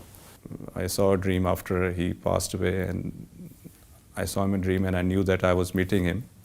So I put my hand on his hand and I asked him, can I do anything for you? And he said to get married one of my child to his child. So that became like a spiritually ordained duty for me from that point onward as well. So I still remember him, that I called him and his mother also sitting over there, and he was having a pizza. And I started this conversation with him that this is my desire and this is I would like to do if you are willing. And I still remember that he had a pizza in his hand. It never went into his mouth, just stood there. And he immediately after that, he said, yes, I'll do. Yes, please send my rishta. And as it was, lucky enough, the girl said yes to a 17-year-old, and they got married when they were 21. I can share with you what I mentioned it to him, and I said that you are marrying a daughter of a martyr. So she is an orphan, but don't expect that she is an orphan. I'll be a father to her first, and I will be a father to you later. So you have to look at it from that side and treat her like that. And his wife told me that, you know, he used to, he was a very humorous person, you know, make humor of everything. And he used to say that, you know, I said yes to my father because he promised that he'll give me a pizza for next 1 week. बेटी की वजह से मेरा अलहदा दुख है, मगर मुझे ताले की वजह से तकलीफ़ है। वो इतना प्यारा बच्चा था। मैं अपने बच्चों को यही कही थी कि मुझे लगता है कि मेरा बच्चा चला गया है मेरा, और मेरा दोस्त चला गया है।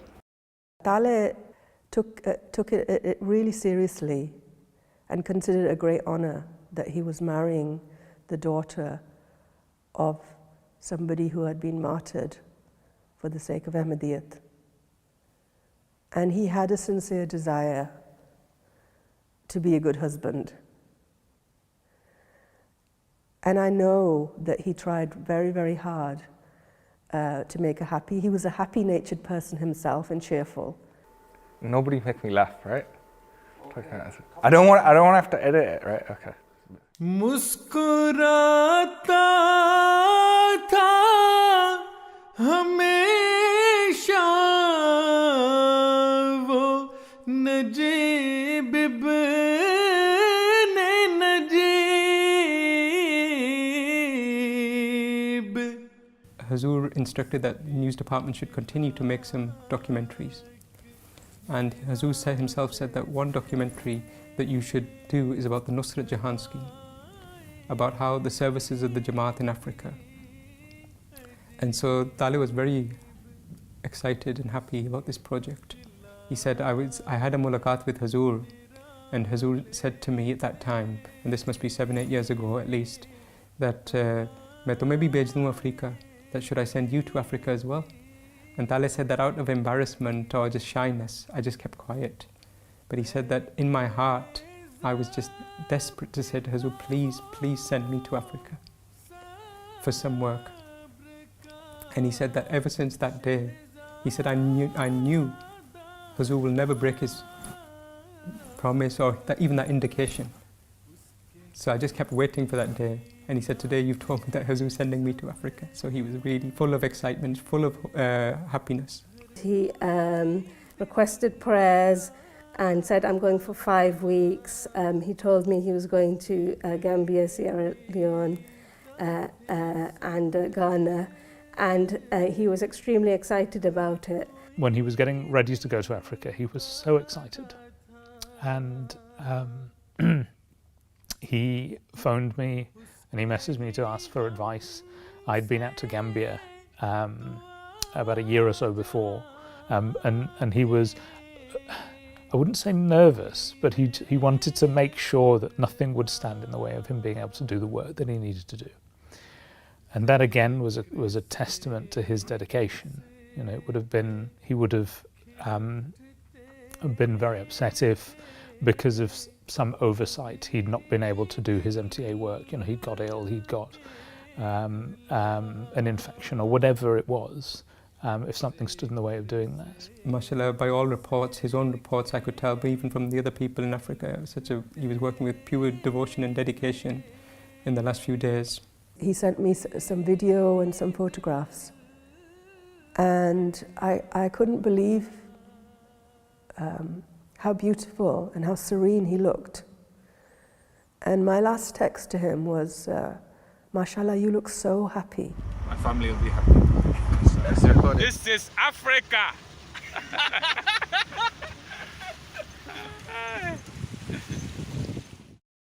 It was on the evening of the 24th of August when Syed Taalay Ahmed and two of his colleagues from MTA Studios in Ghana were travelling from the northern town of Taalay when their vehicle was fired upon by armed robbers. Syed Taalay Ahmed and his colleague Umar Farooq were hit, and Abid Khan Saab received the shocking news from the director of MTA Africa, Umar Safir Sahib. And I remember I was just sat on the sofa in my lounge, and I just jumped out of my chair, and that feeling of pain, shock, it's just indescribable. But he said to me, he said, "Don't worry, though the reports are that he's okay." They were saying that they're in a small hospital and they need to take Taalay to a bigger hospital. And just the fact that they needed to take him to that bigger hospital was a cause of concern for me, that it means that something's not quite right. Otherwise they could treat him where he is. But I was just praying, and I informed Taalay's father as well. As soon as I found out, of course, I informed Hazrat Khalifatul Masih. It was late at night, and until about midnight, 12:30, Hazur was inquiring about Taalay. And I told him as much as I knew. كالشمس كانت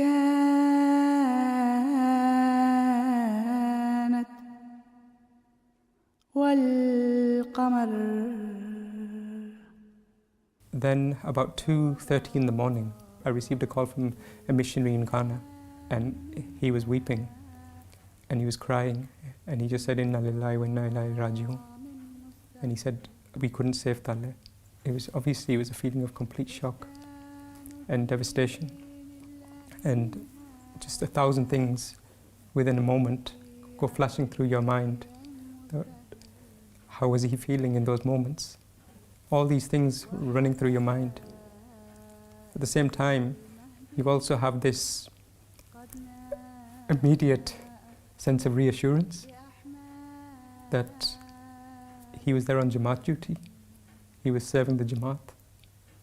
And in our Jamaat, no matter what happens, we always have the prayers of Khalifa Waqt. فترى كتاب الله مفهوم الروائع والدرر. Hazur wrote and responded with such prayers for Taalay, for his family, for his wife, for his children, that even in those moments of grief, which were horrific, and I know that if we didn't have the prayers and guidance of Khalifa Waqt, I don't think I would have survived that night, never mind his close family and friends, the pain and the difficulties that we felt at that time. But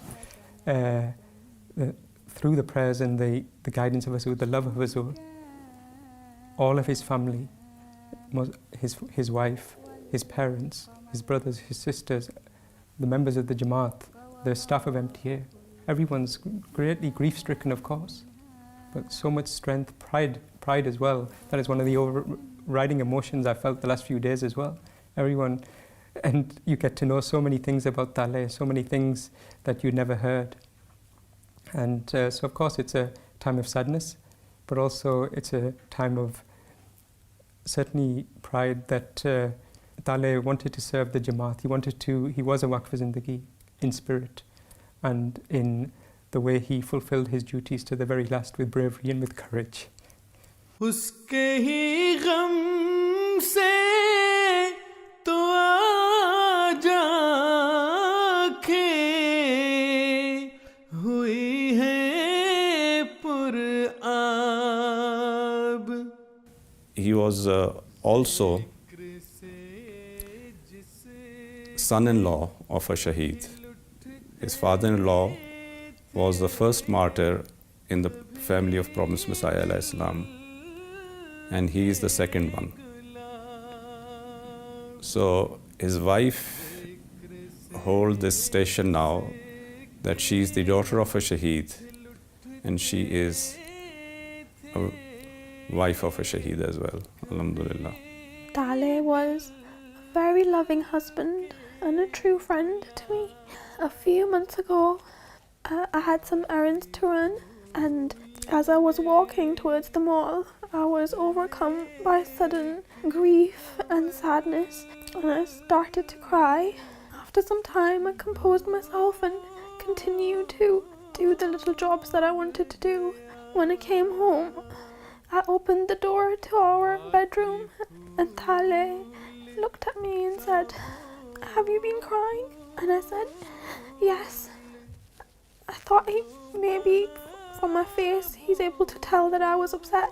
But then he said, "About 20-25 minutes ago, I heard you cry, and so I got out of bed and looked around the whole house, but you were not there. I wanted to console you. You were not there. I think Allah me, I always told him whenever I needed him that Taalay loved his children, and it's just my request to the whole Jamaat to always remember his children in your prayers." एक मुझे हज़रत मियाँ बशीर अहमद साहब के मतलब documentary बना रहा था, इसका मुझे फ़ोन है, इसने मुझे एक ख्वाब सुनाई कि मुनीर औधे साहब इसको घसीट के ज़बरदस्ती लेके जा रहे हैं, और हज़रत क्योंकि उन्होंने हज़रत मियाँ बशीर अहमद साहब के पास लेके जाना है कि उन्होंने इसकी गर्दन पे छुरी फेरनी है.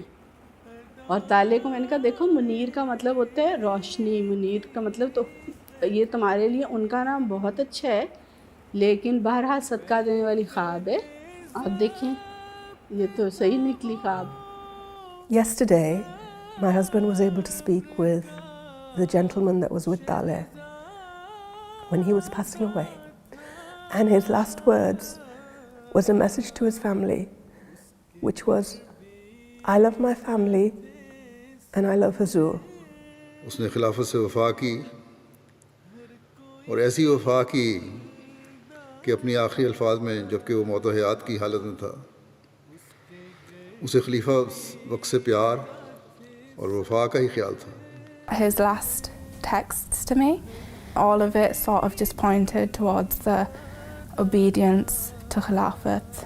So I thought, mashallah, that the fact that my last messages from him, he could have replied to my messages, the last messages from him were even then guiding me towards obeying Khilafat, and I think that just really embodies his own love for Khilafat. Alhamdulillah, the day that Taalay passed away, it was so kind and so gracious of Huzur that he came to see us all, and very kindly and in such a loving way discussed the incident, and then listened to some of the things that we wish to say about our beloved son, and obviously the other relatives too. And it was a source of great comfort. And I know, as I've learned in the last few days, I didn't know before just how much Taalay loved Huzur. I knew he loved Huzur, but I didn't know he loved him the way that he did. Allah Ta'ala made him for what he's done. And he lived his life like a Shaheed, and he died like one. And he knew that as well. But when he was dying, he said, "Whether I live or die, my mission is accomplished." He took his work extremely seriously. Many times, or several times I should say, Huzur has told me that the Jamaat is not contingent upon any single person. This is a divine Jamaat. So, mashallah, Taalay did his duty. Now it's up to the rest of us to fulfill our duties. दिलों में प्यार की खुशबू तो होठों पर दुआ रखना इमाम वक्त से एक रिश्ता इश्क वफा रखना. I think one of the things that we see when we look at Hazur's character is how, as Hazrat Khilafat al-Masih is the fifth successor of the promised Messiah alayhi salam, he's a perfect representation of the promised Messiah alayhi salam. He's a perfect representative for this era. He is Khalifa al-Waqt. So when we see Hazur in this role where he so courageously, like a lion of God, defends Islam, then we think that Hazur shouldn't be by himself. We should join him, we should stand up to help him. And how can we do that? So Hazur said that although there is a promise of the victory of Islam and Ahmadiyyat, whether it happens sooner or later depends on how hard we're willing to work. So now it's up to you on how hard you work. Taalay used to write letters to Hazur on a regular basis. So he would regularly send me letters on a weekly basis, or every so often he used to send me letters, and then whenever I could, I would forward those. So one of the letters that he had written before going to Africa, and he had written in that letter that Hazur, that I am unworthy of this task that I am going to go forward with, and I have shortcomings and weaknesses. So pray that Allah removes those weaknesses and makes me a good representative of MTA, Jamaat, and the Promised Messiah and the family of the Promised Messiah Islam. I felt as if his prayers are accepted and he has received the best reward that he could have received. He was, of course, my nephew and somebody I love very, very much. But because of that relationship, I was always very, very feeling that I don't want any of my other staff or anyone else to think that I give him preferential treatment. And because of that, I think from my side I went the other way. And I was more harsh with him and more stricter with him than I was with any of the other people who work with me. And that is something that I feel that I must have done some injustices. And I just pray that God forgives those injustices. And I hope that he knew that was the reason, because I knew his potential. Hazrat sallallahu alaihi wasallam और हज़रत मसीह मौद अलैहिस्सलाम की जिस्मानी और रूहानी आल होने का हक़ भी उसने अदा कर दिया, और उसको भी अल्लाह ताला ने ऐसा लिया कि आसलम की आल में से था, तो मुहर्रम के महीने में उसको भी कुर्बानी के लिए चुना. एक हीरा वाक़ई ज़िंदगी का था, जैसे मैंने कहा. अल्लाह ताला उसके दर्जात बुलंद से बुलंद करता चला जाए. उम्मीद है कि अल्लाह ताला ने उसे हज़रत सल्लल्लाहु अलैहि वसल्लम के कदमों में जगह दी होगी, बल्कि किसी ने उसकी वफ़ात के बाद ख्वाब भी देखी. The next morning somebody sent us a message after he had passed away,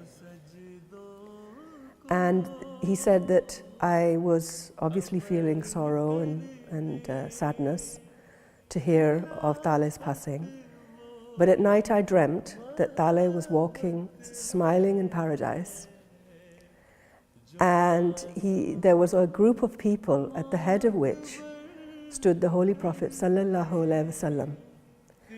And when Taalay recognized and realized that it was the Holy Prophet sallallahu alaihi wasallam, he started running towards him. And then he ran and he embraced him. And Hazur laughed, the Holy Prophet sallallahu alaihi wasallam laughed gently and embraced him back and said, "Welcome, my dear son." तो वो मैंने कहा सतवत तुम्हें तो बेटे, सतवत ने जब मुझे बताया कि मैंने दुआ की थी और मैं जागी तो ये मुझे हाशिम साहब ने बताया ये ख्वाब की ये उनका मैसेज आया है. तो मैंने कहा बच्चे तुम्हें तो अल्लाह ने वहीं कबूलियत की खुशखबरी दे दी है. इस ख्वाब के बाद ताले की मैं एक पुरानी ख्वाब देख रही थी. उसका आखिरी हिस्सा ये था कि जैसे कि मैं हज़ूर सल्लल्लाहु अलैहि वसल्लम का बेटा हूँ, हज़ूर सल्लल्लाहु अलैहि वसल्लम मेरे वालिद हैं, इस तरह का लिखा हुआ उसने. तो देखें इनकी ख्वाब इनको पता ही नहीं है, और मैंने बहुत दफ़ा वो ख्वाब उसकी पढ़ी थी, मगर मेरी तवज्जो ही नहीं गई इस आखिरी लाइन की तरफ कि हज़ूर सल्लल्लाहु अलैहि वसल्लम मेरे वालिद हैं. तो अब कल मैंने जब उसके पुराने मैसेजेस खोल के पढ़ी थी तो ये ख्वाब का आखिरी मुझे लाइन थी. तो मैंने कहा चलें उस ख्वाब की वो भी हो गया मतलब कंफर्म अल्लाह ही जानता है वैसे, लेकिन बज़ाहिर तो वो भी कंफर्म हो गई उनकी ख्वाब भी. You know, in the end, I can't help but to reiterate the words of the Holy Prophet ﷺ when his son Ibrahim passed away. إن العين تدمع وإن القلب يخشع ولا نقول إلا ما يرضي ربنا وإنا على فراقك يا طالع لمحزونون. Verily, our eyes are full of tears and our heart grieves, but we say only what our Lord is pleased with, and indeed we grieve on your separation. So sometimes the spirit goes into a slumber and sometimes it dies. And Shahadat has a quality that it wakes up the slumbering spirits or dead spirits if it gives them life. And I have a personal experience of that because it happened to me.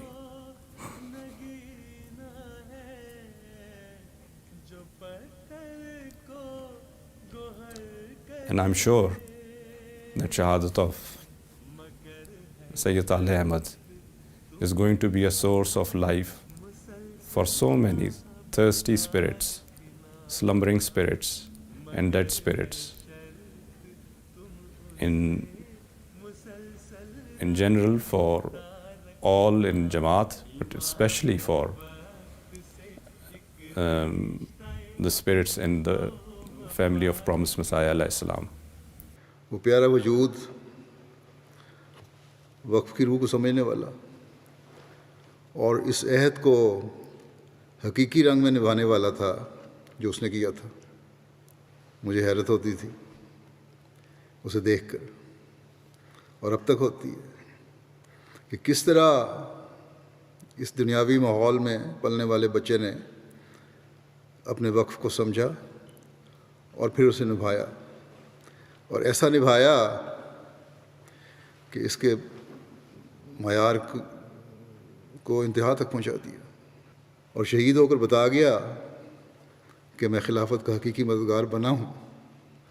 बस वाकई ज़िंदगी के लिए भी वो एक नमूना था, और ख़ानदान हज़रत मसीह मौऊद अलैहिस्सलाम का फ़र्ज़ होने की हैसियत से ख़ानदान के अफराद के लिए भी वो वफ़ा और इखलास का एक नमूना कायम कर गया. ए प्यारे ताले, मैं गवाही देता हूँ कि यकीनन तुमने अपने वक्फ और अहद के आला तरीन मयारों को हासिल कर लिया. अल्लाह ताला ऐसे वफाशार, खिलाफत से इखलास और वफा का ताल्लुक़ रखने वाले और दीन को दुनिया पर मुक़द्दम रखने वाले जमात को अता फरमाता रहे.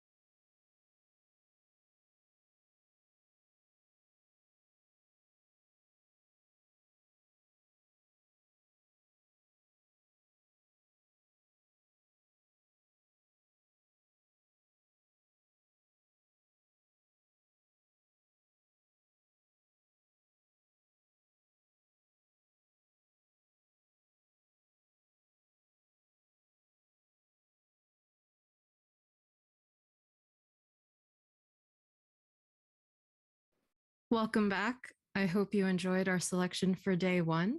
Now joining me are some members representing the documentary A Diamond of Khilafat. Before we begin, I just want to thank all of you for being part of our discussion panel this year. I'm sure many of those watching, especially those who have watched this touching documentary, are eager to hear your experience. So to start, please can each of you introduce yourselves? Starting with Noshirwan Saab. Assalamu alaikum. Jazakallah for having us. Of course, it was a special project that we had the honor to work as part of. So I'm a Waqf Zindagi, a missionary of the Ahmadiyya Muslim community, and I have been posted in the MTA News department, and I have been blessed to work here in the last 4 years, and I had the opportunity to work with Syed Taalay Ahmed Shaheed Syed for the last 3 years up until his demise. Jazakallah. Tokir Sahib. Assalamu alaikum. My name is Tokir Mirza. I'm a Waqf Zindagi and currently serving in the production team of MT International. And I had an honor to play a small part in the production of the program. Jazakallah. Adil Sahib. My name is Adil Ahmed, and I am the brother of Syed Taalay Ahmed Shaheed. Mubahil Sahib. Assalamu alaikum. My name is Mubahil Shakir. I work in the MTA News department and had the pleasure of working with Taalay Sahib Shaheed for around 7 years. Jazakallah. So please feel free to jump in to answer any of the questions. I'm sure there might be some questions from the viewers. I guess the first question which I had when watching this was, it came together so quickly, and how was that possible? Because for me, it felt like it took the span of a few days, but I'm sure it was a little bit longer. So would any of you care to speak about that? I think Tokir Sahib can answer that pretty well. He just mentioned that he had a small part in working towards the documentary, but Tokir Sahib played a big vital part in actually putting the documentary together in terms of interviewing the family members and his close friends, and also the final documentary. That Tokir Sahib played a big part. So I think he would be most suitable to answer that question. Jazakallah. So for many religious personalities who pass away, part of the Ahmadiyya Muslim community, the news department that Mr. Roshan is part of produced tributes.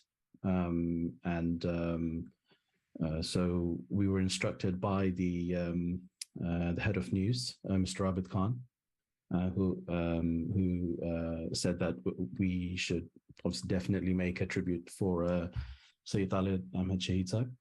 And so we just, the whole team, and that's the production team and the news team, started working towards that immediately. But all the credit and the only credit should go to all the close family members of Syed Taalay Ahmed Shaheed Sahib who agreed to speak on camera after such a, well, immediately after his passing, which obviously it's difficult to imagine. So I think if there's any credit due to it coming together quickly, that would be the only thing that his family came forward so selflessly in such a difficult time, and to tell us of all the amazing experiences they had and about the life of Syed Taalay Ahmed. Jazakallah. So what was it like working on such a personal and emotional documentary?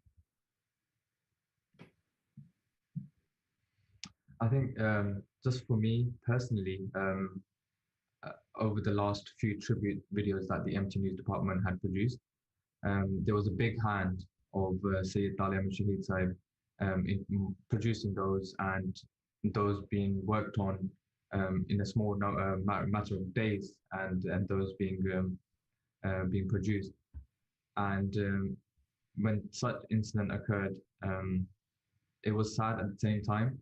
But then we thought that, and of course it was the instruction of Abid Khan to make a documentary, to make a tribute video rather, to show the life of Syed Taalay and Shaheed, and it was only right that if he was able to do it for many people, we should, as part of being their colleague, and the work he's done in a small number of years, and which we won't be able to do in our lifetimes, the work that he had carried out. It was only right, and it was an honor for us to work on such a documentary, and I hope the viewers did enjoy it and they were able to benefit from the life of Syed Taalay and Shaheed Sahib. Jazakallah. Adil Saib, would you like to add to that?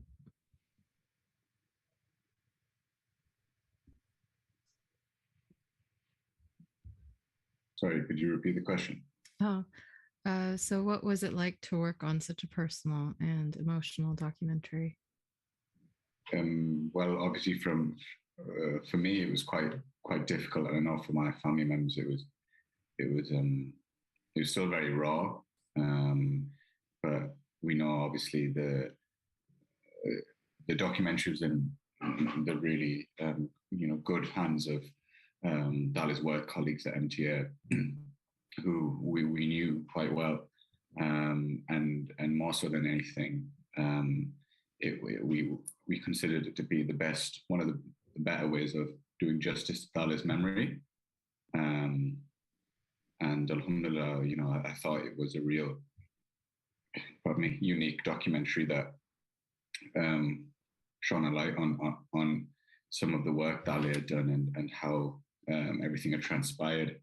And mashallah, that came across in the documentary itself. But like I said, for me personally, it was difficult to speak about it. And but I knew, and for example, Takir was doing the interview with me, and I'm very comfortable in his presence, and he obviously made me feel very relaxed and at ease, and that helped. And I know my family members said similar things. And although it was difficult at the time to do it, when it came out and we saw it, it was really it was very special to us, and I guess in some way brought a little bit of closure to a very difficult initial period of it all. Jazakallah. Mubahil Sahib, how you and Takir Sahib had to prepare the families. So how were you able to do that? What did you do in order to prepare them? Yeah, so it's myself, Takir Sahib and Ashwan Sahib. We were doing the interviews with the various family members. So in terms of preparation, I think firstly, it's important to remember that this all happened very suddenly. So I learned of Taalay Sahib Shaheed's passing on the morning of the 24th of August 2021. And I'm pretty sure, if I'm not mistaken, it was that very same day, or if not the very same day, the next day, that we started interviewing his friends and family regarding his life and what they remembered of him. So in terms of preparation, Adil Saab also mentioned there, that was quite raw. So in terms of preparation, there was very little we could do because it happened very suddenly. Having said that, we obviously gave people the time they needed to gather their thoughts. Some were not ready to be interviewed that very same day, which is completely understandable. And so we waited a day or two, or however long they needed. And during the interview process, they needed a break. We stopped filming and then continued whenever they were ready. So those kind of things, they're small things we did. But one thing I wanted to say, and one thing of note, is that everyone we interviewed dealt with what had happened with great patience and forbearance. And that is something which impressed me very much, and something I remember quite clearly to this day. Jazakallah. Tokir Saib, would you like to add to that? I think the only thing two things I'd like to mention that might be of interest. For one, the whole production team got together straight away to gather a lot of the material, at least the video material that we see of Taalay in the tribute. So the team members got together, and I don't even remember if it was day or night when they were looking through all of the content classes, mulaqats and things for content wherever they could see Taalay Sahab. So they were very successful in finding that. There was a picture of Taalay with Huzur, with His Holiness as we can see the 5th on his election. I beg your pardon, on the passing of Hazrat Rabi, the 4th Caliph, Rahimullah, where Taalay is seen with the current head of the community. And we were trying to locate that picture, and we couldn't find the source file for it, the high resolution file for it. And so that was when we went through the footage of the burial of the 4th Caliph, and we found loads of footage of Taalay there, which was really, really interesting to see in retrospect.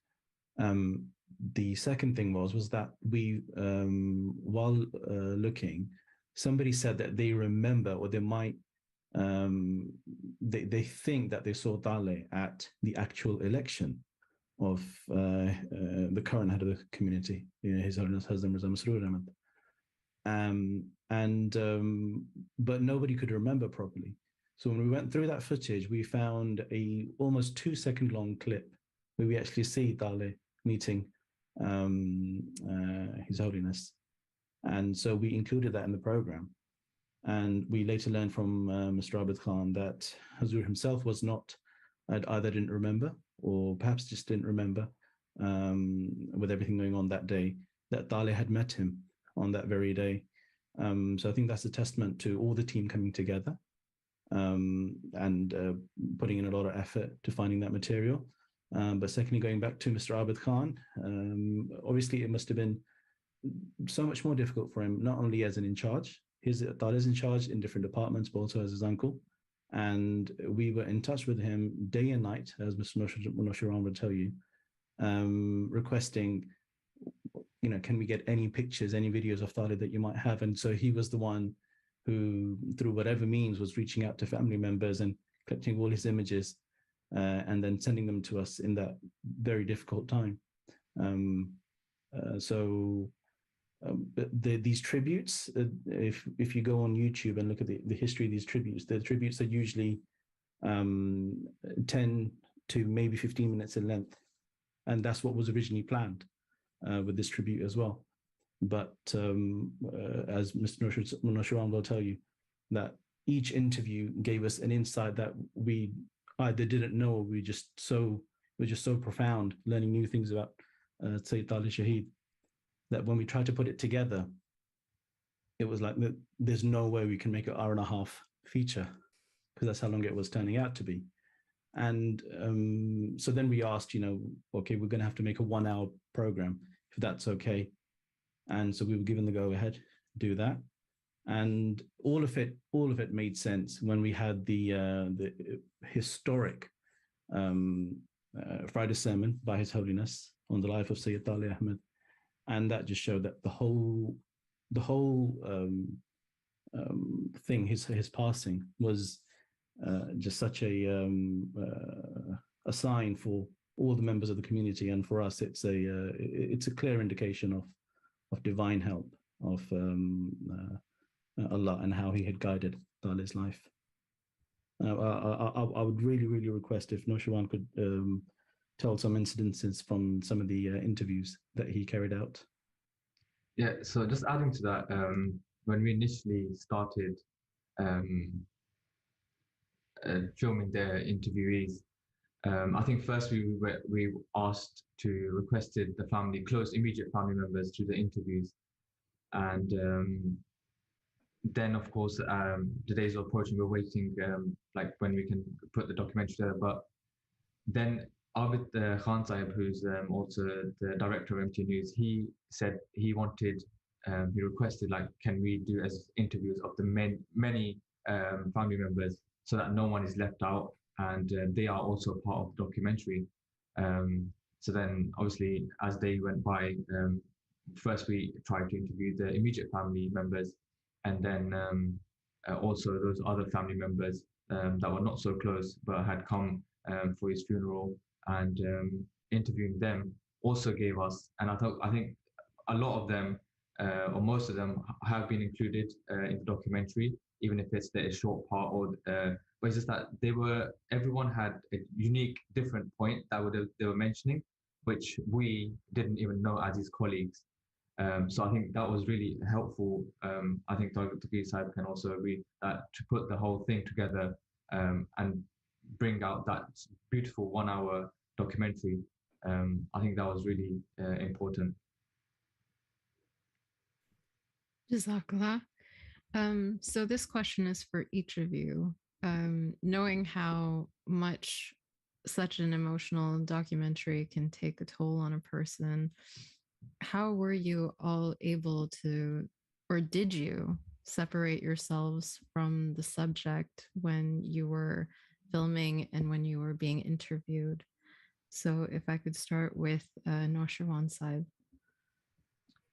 I think I just mentioned before as well that working on this documentary, this tribute, it was more of an honor for me on behalf of the news team, on behalf of MT International, and whilst working with Taalay Shaheed Ahmed Sahib, it was apparent that he was special, and the way he used to carry himself throughout the day, throughout working with him on a daily basis. His life was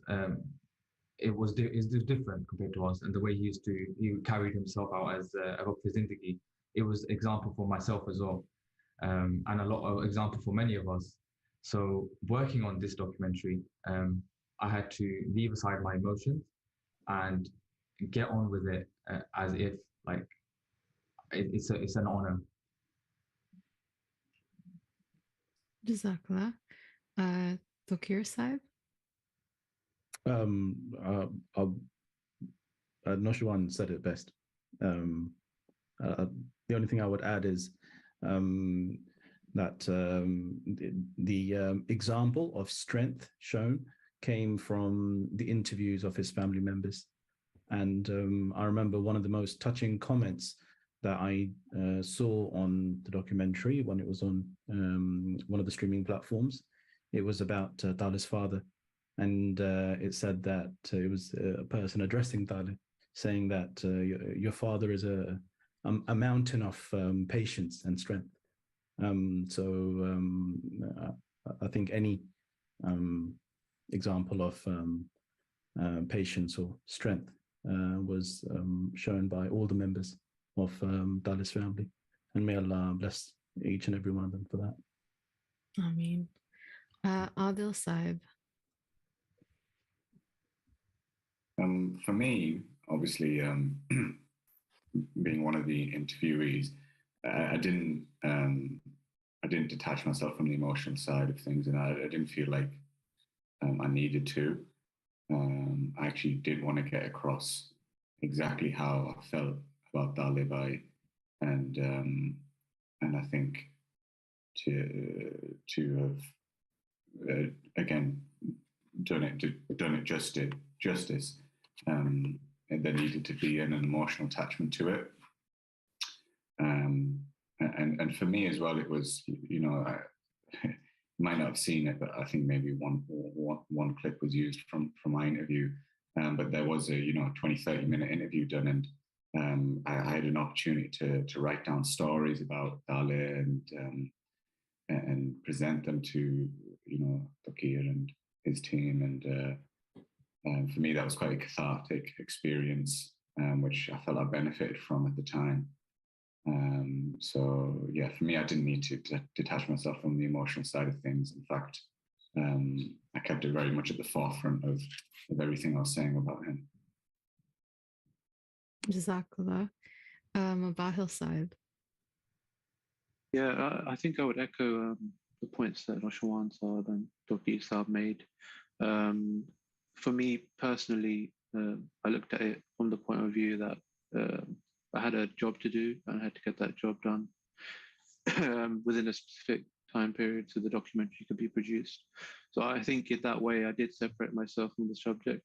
I saw it more like a task that needed to be completed rather than letting myself think too much about the subject matter itself. Jazakallah. What were there any challenges that you encountered while working on this project? And if there were, what could you tell them to us? No, Sharon Saib? I think if Taqi Saib starts, he would have more of what challenges he might have faced as when he was producing the documentary. I think we usually face challenges in making programs and things, but by the grace of Allah, there were no challenges in this whatsoever. It was like the work was being done for us, and of course, it's our absolute firm belief that it's not the effort of any one person or individual. This is Allah doing all of these things, as was so evident by Hazub's sermon, which obviously happened at the end of the week. The only challenge was we had so many interviews from friends and families which had so many stories that were absolutely profound, and we had to decide what to cut out and what to put in. And at the end, we decided that we're mainly going to keep it just family, and so many other interviews of friends and colleagues we had to cut out with the best of intentions, just so we keep it more about Taalay Saab and the amazing life that he led. And that brings me to my next question for all of you. How did you go about, other than the interviews of the family, how did you go about selecting whose interviews? And I'm sure there were so many stories that you wish to include. So what was it like having to select them?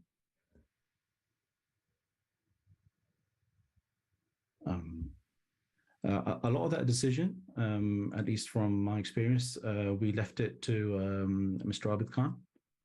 And some of it we made. Like I said, the only decision from our end was when we had so much content, we made the decision to stick to just family members mainly, and one or two things that colleagues or neighbors could add about Taalay, just for the sake of narrative. But everything else in terms of well, there wasn't really anything we shouldn't go in. It was mainly Abid Khan Saab who advised us, despite going through such a difficult time himself. Jazakallah.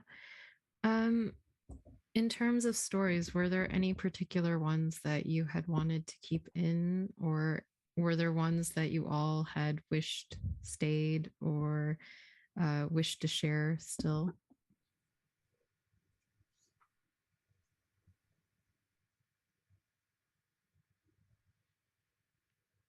Tokir Saib, we can start with you. So everything we wanted to include, everything that was the most relevant to include, we did. The most what really touched me was Taalay's mother's dream about her receiving a diamond from her future husband, Talay's father, Hashim Saab. And then his mother saying that it only really clicked in when Hazur visited them the day after Talay's passing, and Hazur mentioned so lovingly that he was a diamond. That personally for me was quite profound, among so many other things. Jazakallah. Noshirwan Saib? I think it was the incident from the birth of Taalay Shaheed Saib, how his father had mentioned, and then throughout his life, the way it was structured. I think all the parts that were included fitted perfectly into the documentary. In terms of taking things out or adding things, as the Taqi Saib mentioned, that it was directive of Abid Khan Sahib. But what struck me most when we were doing the filming is that of course, it was a emotional time for all the family members, and then of course them coming on camera and going through such time and answering questions and talking about a loved one who passed away. So them controlling their emotion and speaking on camera about their loved one, whether it was the brother, the son. It was really emotional to see that. And the stories they narrated, which were included in the documentary, they were all, they fitted perfectly in the documentary. Jazakallah. Adil Saib, would there have been any additional stories you wished were part of the documentary?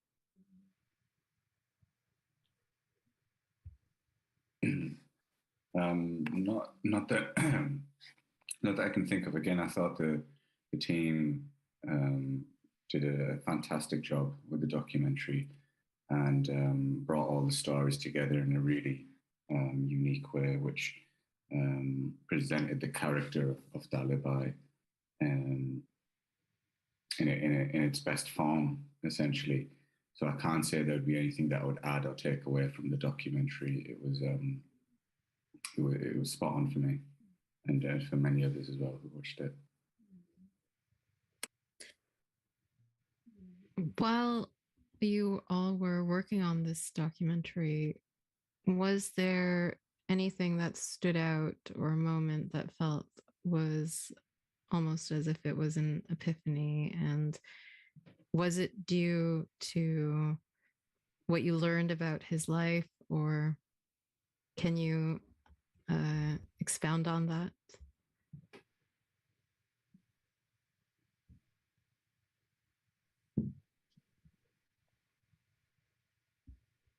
Taqi Saib? Nothing as an epiphany. Like I said, every single moment from the interviews, myself, I was learning so many things that I didn't know about Taalay. Every single interview mentioned something like that. But for me, the most profound, again, was the sermon of His Holiness about Syed Taalay and how lovingly he spoke of Taalay, despite him saying that Taalay never aired any of these things publicly to him, but it was almost like, Hazur, His Holiness knew everything that was in Taalay's heart. And then all the interviews and everything just made sense. You know, it was like, well, why is this program so long? Why are we struggling so much to take things out? And then comes the sermon of His Holiness, and it all makes sense. So I don't know if that can be labeled an epiphany moment or destiny, whatever you want to call it. But that was the most profound thing for me. Jazakallah. Noshirwan Saib, would you like to add to that? Just adding to that, I just mentioned before as well that the most memorable moment, of course, was throughout the process of the documentary was, of course, the Friday sermon of the Khilafat, as mentioned by Taqi Saib. And I think the same day, we initially thought that after listening to I think everyone listened to the sermon live, and we were there present. When we walked out, I remember seeing Taqi Sahib after as well in MTA, And he did mention, and I thought the same, that is there a need after that beautiful tribute given by Hazrat Khilafat al-Masih, His Holiness Hazrat Mirza Ahmed, is there even a need for such a tribute documentary? And that sermon in itself was a whole tribute to the life of Sayyid Taalay Ahmed.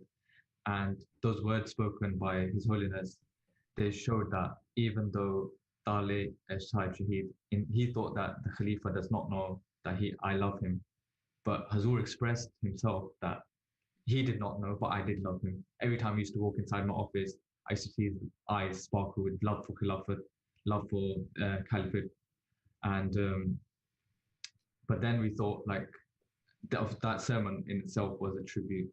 But then bring this documentary out, we received huge amount of feedback from those who watched it, family members, friends, and that was not.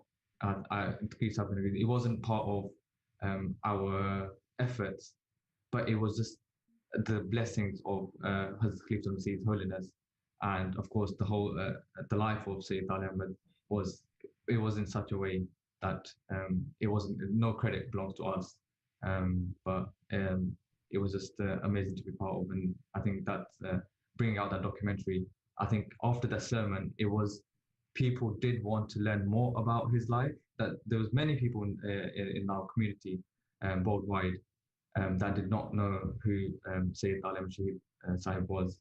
So after the sermon, they wanted themselves to know who such individual was, who the Khalifa, His Holiness, loves such a significant amount. So I think that was really memorable, that after the sermon, the documentary came out, and it was just a huge, it was blessing, it's a huge blessing to be part of. We didn't expect it to go on air the same day, though. That was a bit of a revelation, and I think Noshirwan would remember as well. It was quite a nerve-wracking moment. Us trying to get it ready for broadcast and for online, literally even up to the last minute. But such was the design, and it was for the absolute best. And alhamdulillah, just incredibly honored to be part of it. Jazakallah. Adil Saib, would you like to add to that? I can only echo what's already been said, especially regarding the sermon by our beloved Hazur. You know, that was the pinnacle. I think you couldn't have had a better send off, and yeah, it was something very, very special to all of us.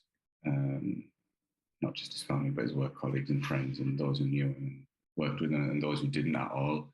I had a lot of people, you know, message me afterwards or speak to me afterwards at some point saying that, you know, after the sermon, I wish I'd known him in some way, in some capacity, or worked with him. So yeah, it couldn't, you know, Hazur's sermon couldn't be topped in that respect. Jazakallah. Mubahil Saib, would you like to add? Again, I'll just echo what was already said, and also what one of the previous speakers said, that they learned so much about Taalay, and I would echo that because you know, I mentioned that I worked with him for around 7 years, but during the course of those interviews, interviewing his family members, interviewing his friends, I learned so much that I didn't previously know about Taalay, so it was a huge learning experience as well at the same time.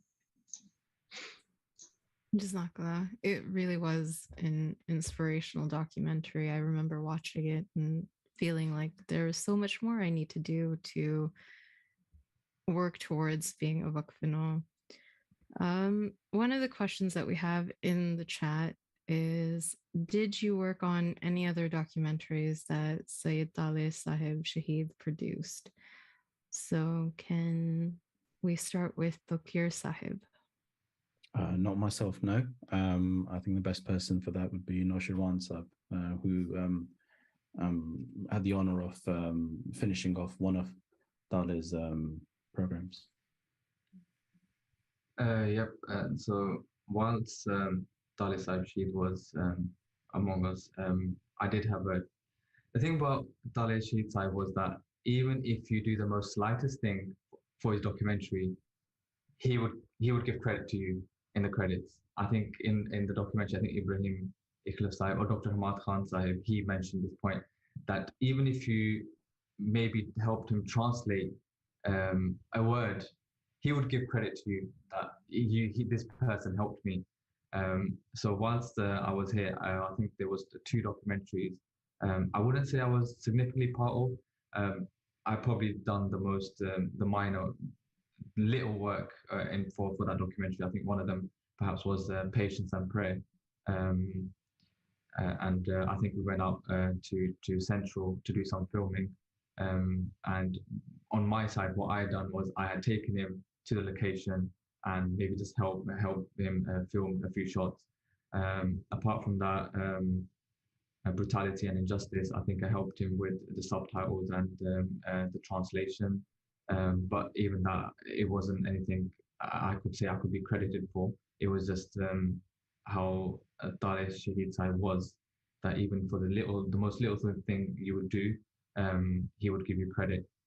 Apart from that, I think there was a few instances where I helped him with research, going into the archives, going into the previous Al-Fazl newspaper archives, and just researching a few incidents.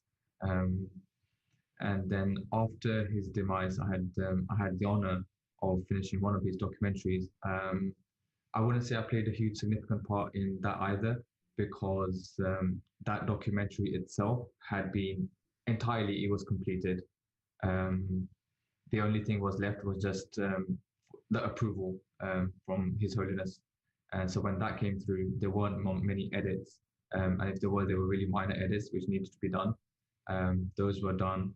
And what was left was basically the promotion of the documentary, creating posters, creating banners, or creating a promo.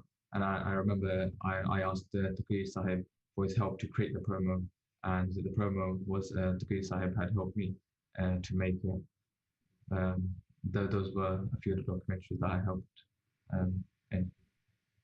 Jazakallah. Mubahil Sahib? Yeah, so I did not work directly with him on any of his documentaries. But for example, if you were in the office and he was working on something and he needed an opinion on something, then he would sometimes ask to, have a look at this, and or what do you think of this? And then, like Noshwan Saab mentioned as well, if he needed some footage or some research or anything like that, he did occasionally ask me for advice or help regarding that, but not directly. Jazakallah. Adil Sahib, as you were his brother, were there any projects that you were able to work alongside with him? No, not in regards to his MTA work as such, but in his other responsibilities in the Jamaat, I've helped him with. Especially, he ran the national sports team for the Atfal, the youth of our community, and here in the UK for a few years, and he would help organise and arrange sports event on quite a large scale for hundreds of children, and he often asked for support on that from me. So I helped him in that respect, but not with his MTA work. Jazakallah. So Tokir Sahib, while working on this documentary, how did you determine what the narrative would be? There was nothing to determine like that. We, like I said, the program made itself. The tribute literally made itself, and we just took bits from everyone and put it together. I wish I could say more, but this is something that there was no creativity or effort involved. It was Allah made this project. We were just lucky to be part of it. I was just lucky to be part of it. Jazakallah. Were there any particular stories that have stood out to you that you would like to share with our audience while you worked on this documentary? Or was there a quality that you learned that you didn't know about before? If you could briefly talk about that. Dr. Syed. I think I was quite impressed to learn that I think Taalay's sister mentioned that one of his sisters mentioned that when he went to Pakistan on holiday, he decided to it wasn't just a holiday for him, it was more of a work trip with a sprinkle of holiday. So while his family might have been enjoying the holiday, he still took his MTA work with him, and he still filmed for his other documentaries. So there's a saying of the third head of the community, Hazrat Mirza Nasir Ahmed, rahimahullah, that for Waqfin Zindagi, for those who have devoted their life, there is no such thing as a holiday or no such thing as a day off. And I can't say that I live up to that, but to learn that Sayyid Taalay Sahab actually lived up to it was, I mean, I was really honored to hear that. Jazakallah. Nosharon Saib? Yeah, I think during the documentary, Taalay Sahib, Shaheed's mother mentioned that he was like, of course, I witnessed that whilst working with him as well, that he was such a person who used to bring everyone together. And we saw that as well countless of times. He used to bring energy, life into whoever he was present with, and that was through his character. And obviously regularly, apart from our working with him in the office, we used to go play football with him, and he used to bring life to the pitch. When I say that, before going to football, he used to bring out emotions, like he used to bond us together and say, this is how we're going to play, this is the other team, this is what's going to happen, this is our tactics. And I think his mother mentioned that as well, that if no one would mention, he would go out of his way, message family members on Eid, they would get together and he would make those jokes. And he was such a loving son, she remarks in the documentary. And this was something that I thought, like, I witnessed that in myself in my life on my daily basis. So hearing such accounts, it was really special for me. Jazakallah. Mubahil Saib? Yeah, I would echo something that Noshwan Saib just said, which is Taalay Sahib Shaheed's passion, and his passion about anything that he was talking about, whether that was his work, or whether that was football, or whether that was, some article he's read on the internet, or whatever it was.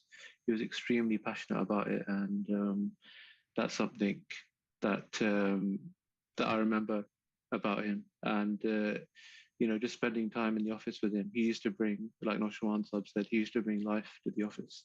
We used to be in the office and he used to come in and, say, Assalamu alaikum, how are you guys doing? And, talk about this subject or that subject. So that's something I really remember. Jazakallah. Adil Sahib.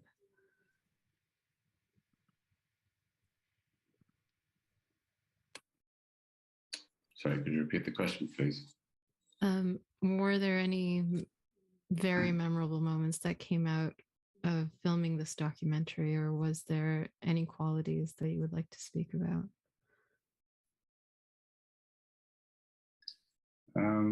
Obviously not from the documentary as such, but just getting to live a life with him was something I'm very grateful for, and for me, it was an honor. And again, seeing those attributes come to life in the documentary was really inspiring to me. And I could honestly say, hand on heart, as his brother, and getting to share, short life together for a period of time. I could say that the documentary reflected that and reflected his character in a true way, and showed the world, what fantastic character he was. Jazakallah. What, and this is a question for all of you, I'm sure many Jamaat members, including myself, have watched this documentary more than once. What is the message that you would want them to come away with after watching the documentary? So, Noshirwan, Syed, let's start with you. I think I mentioned before as well that Taalay Sahib Shaheed was like the true lover of Khilafat, and I think that just was portrayed throughout his life, and that was evident from the Friday sermon of His Holiness Hazrat Khilafat Masih. And I would say that when we see that we should be part of people or be in the company of those that are righteous, so we adopt their qualities. So when people watch this documentary, I think they should come away with this aspect, is that try to adopt the qualities of Sayyid Taalay Shaheed Sahib. And his main quality was that he was a great, unimaginable lover of Khilafat. And in his poem, he expressed that as well. He expressed that the Khalifa, His Holiness, does not know my love, how much my love for him is. But from Huzur's word, it was apparent how much he had loved him. So if people, those that watch the documentary, if they can try and adopt those qualities, I think that would be one of the purposes that we would achieve of making that documentary. Jazakallah. Mubahil Sahib. I think if there's one message that I would want people to take away from the documentary, it would be to listen to Huzur's Friday sermon regarding Taalay Sahib Shaheed, because I think nothing, not even the documentary itself, nothing can encapsulate Taalay's life better than that Friday sermon. So I hope that it encourages them to watch it again in full. Jazakallah. Adil Sahib.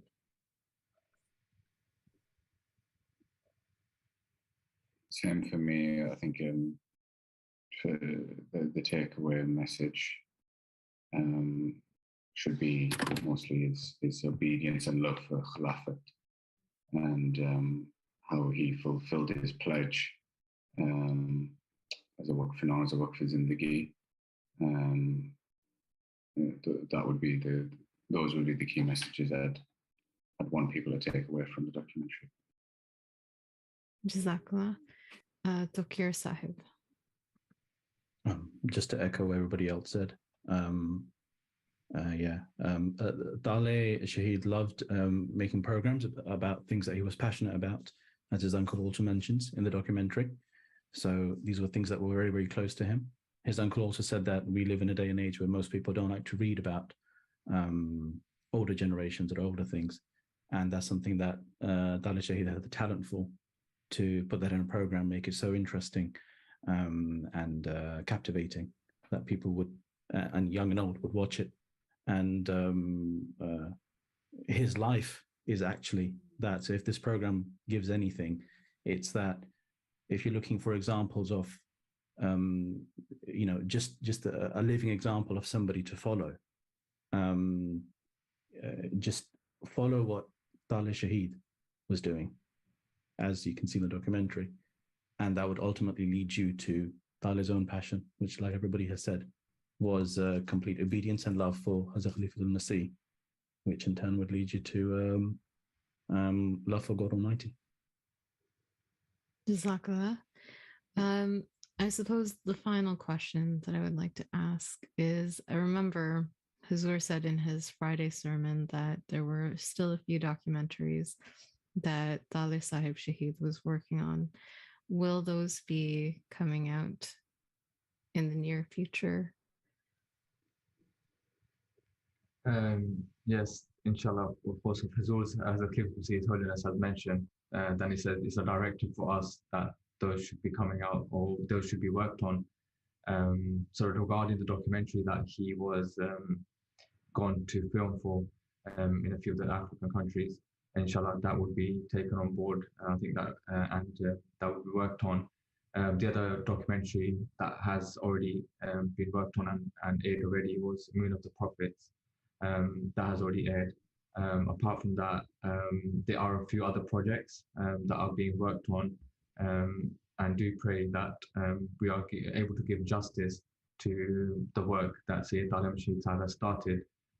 Of course, he was special in terms of the storytelling and the way he used to put everything together. We are able to do justice in terms of completing his work and those projects. But inshallah, in the near future, if Allah wills, and then they will, inshallah, will come on air. Inshallah.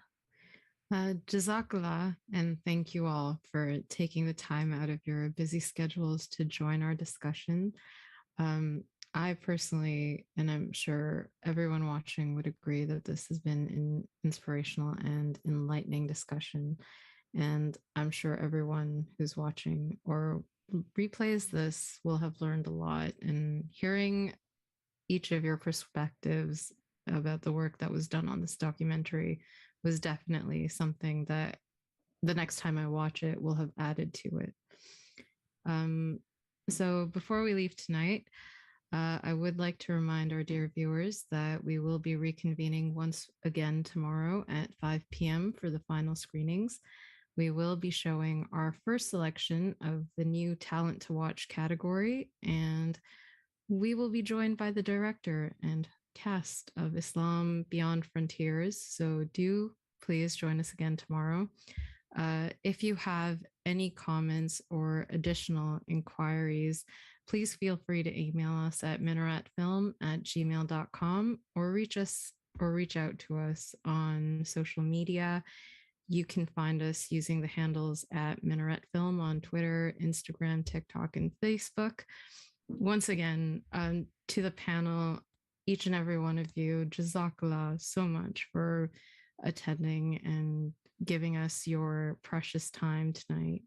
And I hope we can do this again soon. So, Assalamu alaikum wa rahmatullahi wa barakatuhu. Peace and blessings of Allah be upon you. Jazakallah. Jazakallah.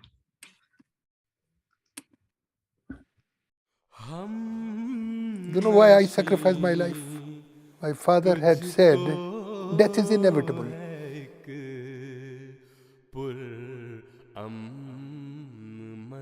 But if I die in Africa,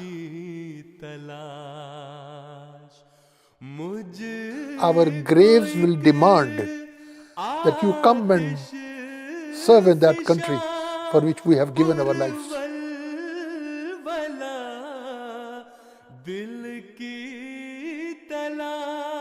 He says our graves will be permanent places which we have secured, and the graves will be a challenge to all of you. We'll call upon you to come and sacrifice your life.